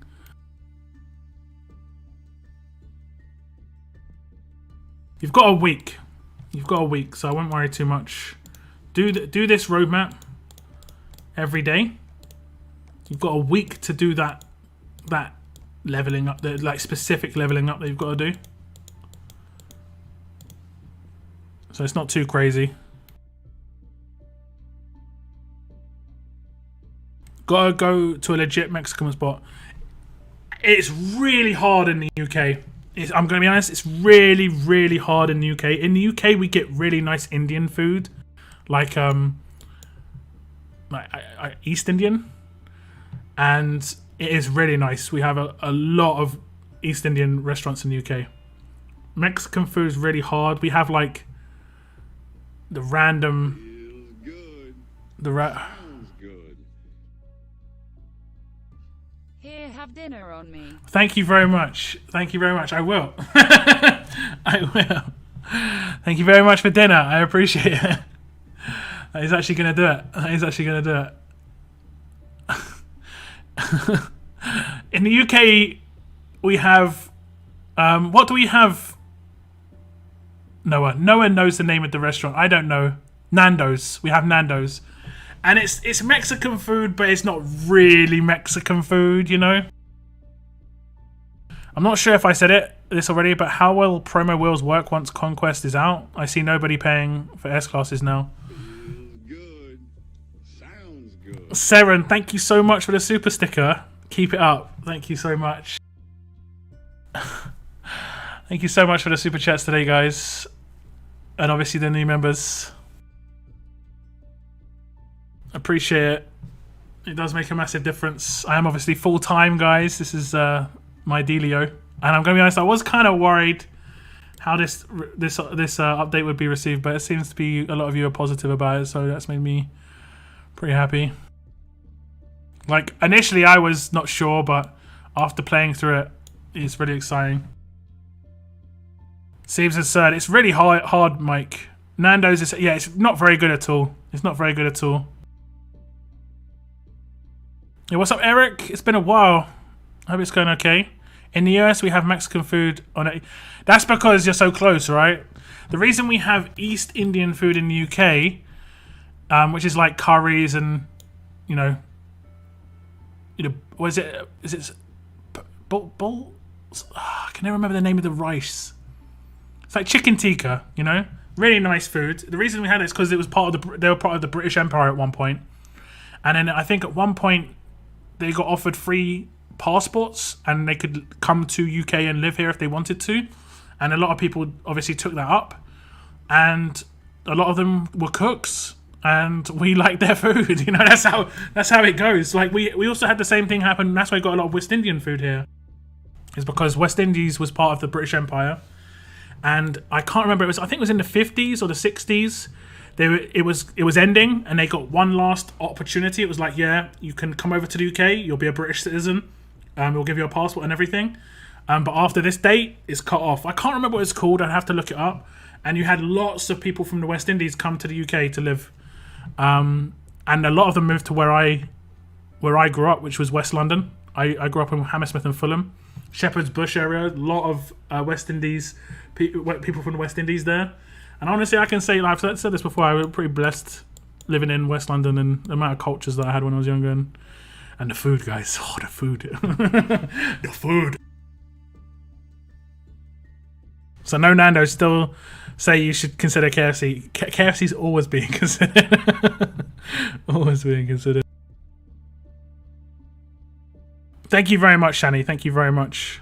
Completely different story on the Discord channel though. Yeah, I mean, Discord's like just an extension of the old forums. People just going crazy and getting upset and stuff. You know, it's no big deal. People will chill out, or they won't. You know, that's the thing. People will chill out, or they won't. Sophia will be a new Mythic tune. They showed it in the poster. Yep, Sophia. We'll go through the characters that they showed. But they showed Michonne.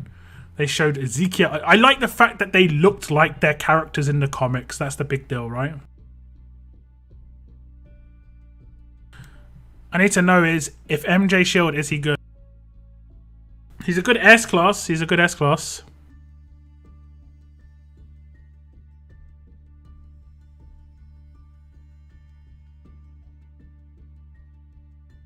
I could say many things, but I don't want to hurt your...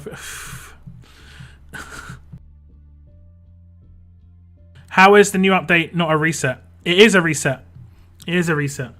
But they're making everything you've got on your roster give you legacy, effectively legacies.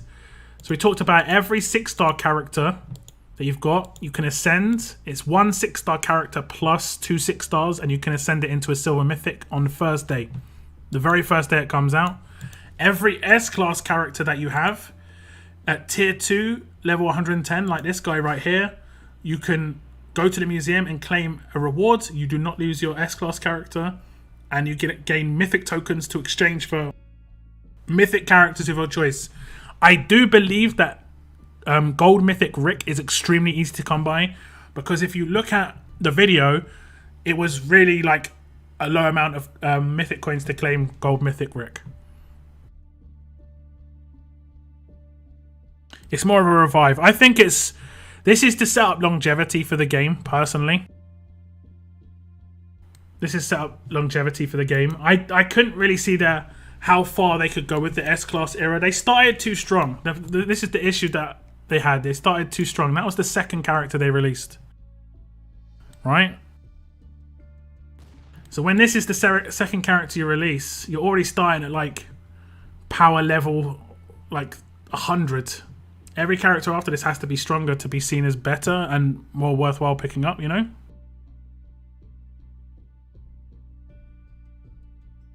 Was the new story mode already revealed? Yep. It's going to be 24 new stages. So right now we've got 25 world stages. And there's going to be 24 more. Over 8,000. Yeah, exactly. Okay, guys. This has been a manic stream. Manic. If you want to rewatch parts at the beginning, it'll be rewatchable probably in the next 10 to 15 minutes. I go over everything. You can obviously skip forward to the bits you want to look at. I will try and do it like I did my mod combat guide video, and I'll section it with timestamps so it will tell you what each section is about. But we're going to be going over this over the next couple of weeks. This is going to be definitely the topic of discussion for the next few weeks. And like I said, I'll be bringing you some content fairly regularly, just to try and get you updated on how each thing is going to work. If my people who are in my members section on my Discord want to write anything specific that they want to see when it comes to alpha footage, please let me know there, and I'll try and work on that stuff as a priority. But that is going to be the end of my stream today, guys. I'm going to catch some food. I want to say thank you very much to everybody for tuning in. Thank you very much for the over 300 concurrent viewers which we had, which is the highest I've ever had. Over 250 likes. We also had some super chats. Thank you very much to Mike for paying for my dinner tonight. But we also had super chats from, I believe it was Seren most recently. We also had Mike joining as a member, Zotix joining as a member, and Ash hitting me up with a super chat as well. Thank you so much. And Shani, man, all the way back here. Shani, Mike again, and Frank. You've been too kind to me, guys. I forgot you guys actually hit me up with super chats while I was going through it. It was so crazy while I was going through it, guys. It's nuts. Thank you very much for the support today, guys. I'll see you in my next stream, which will be Thursday. Hopefully I'll have recovered by then. That is the end of my video today. I want to thank you very much for tuning in. And as always, keep on surviving, guys. Keep on surviving.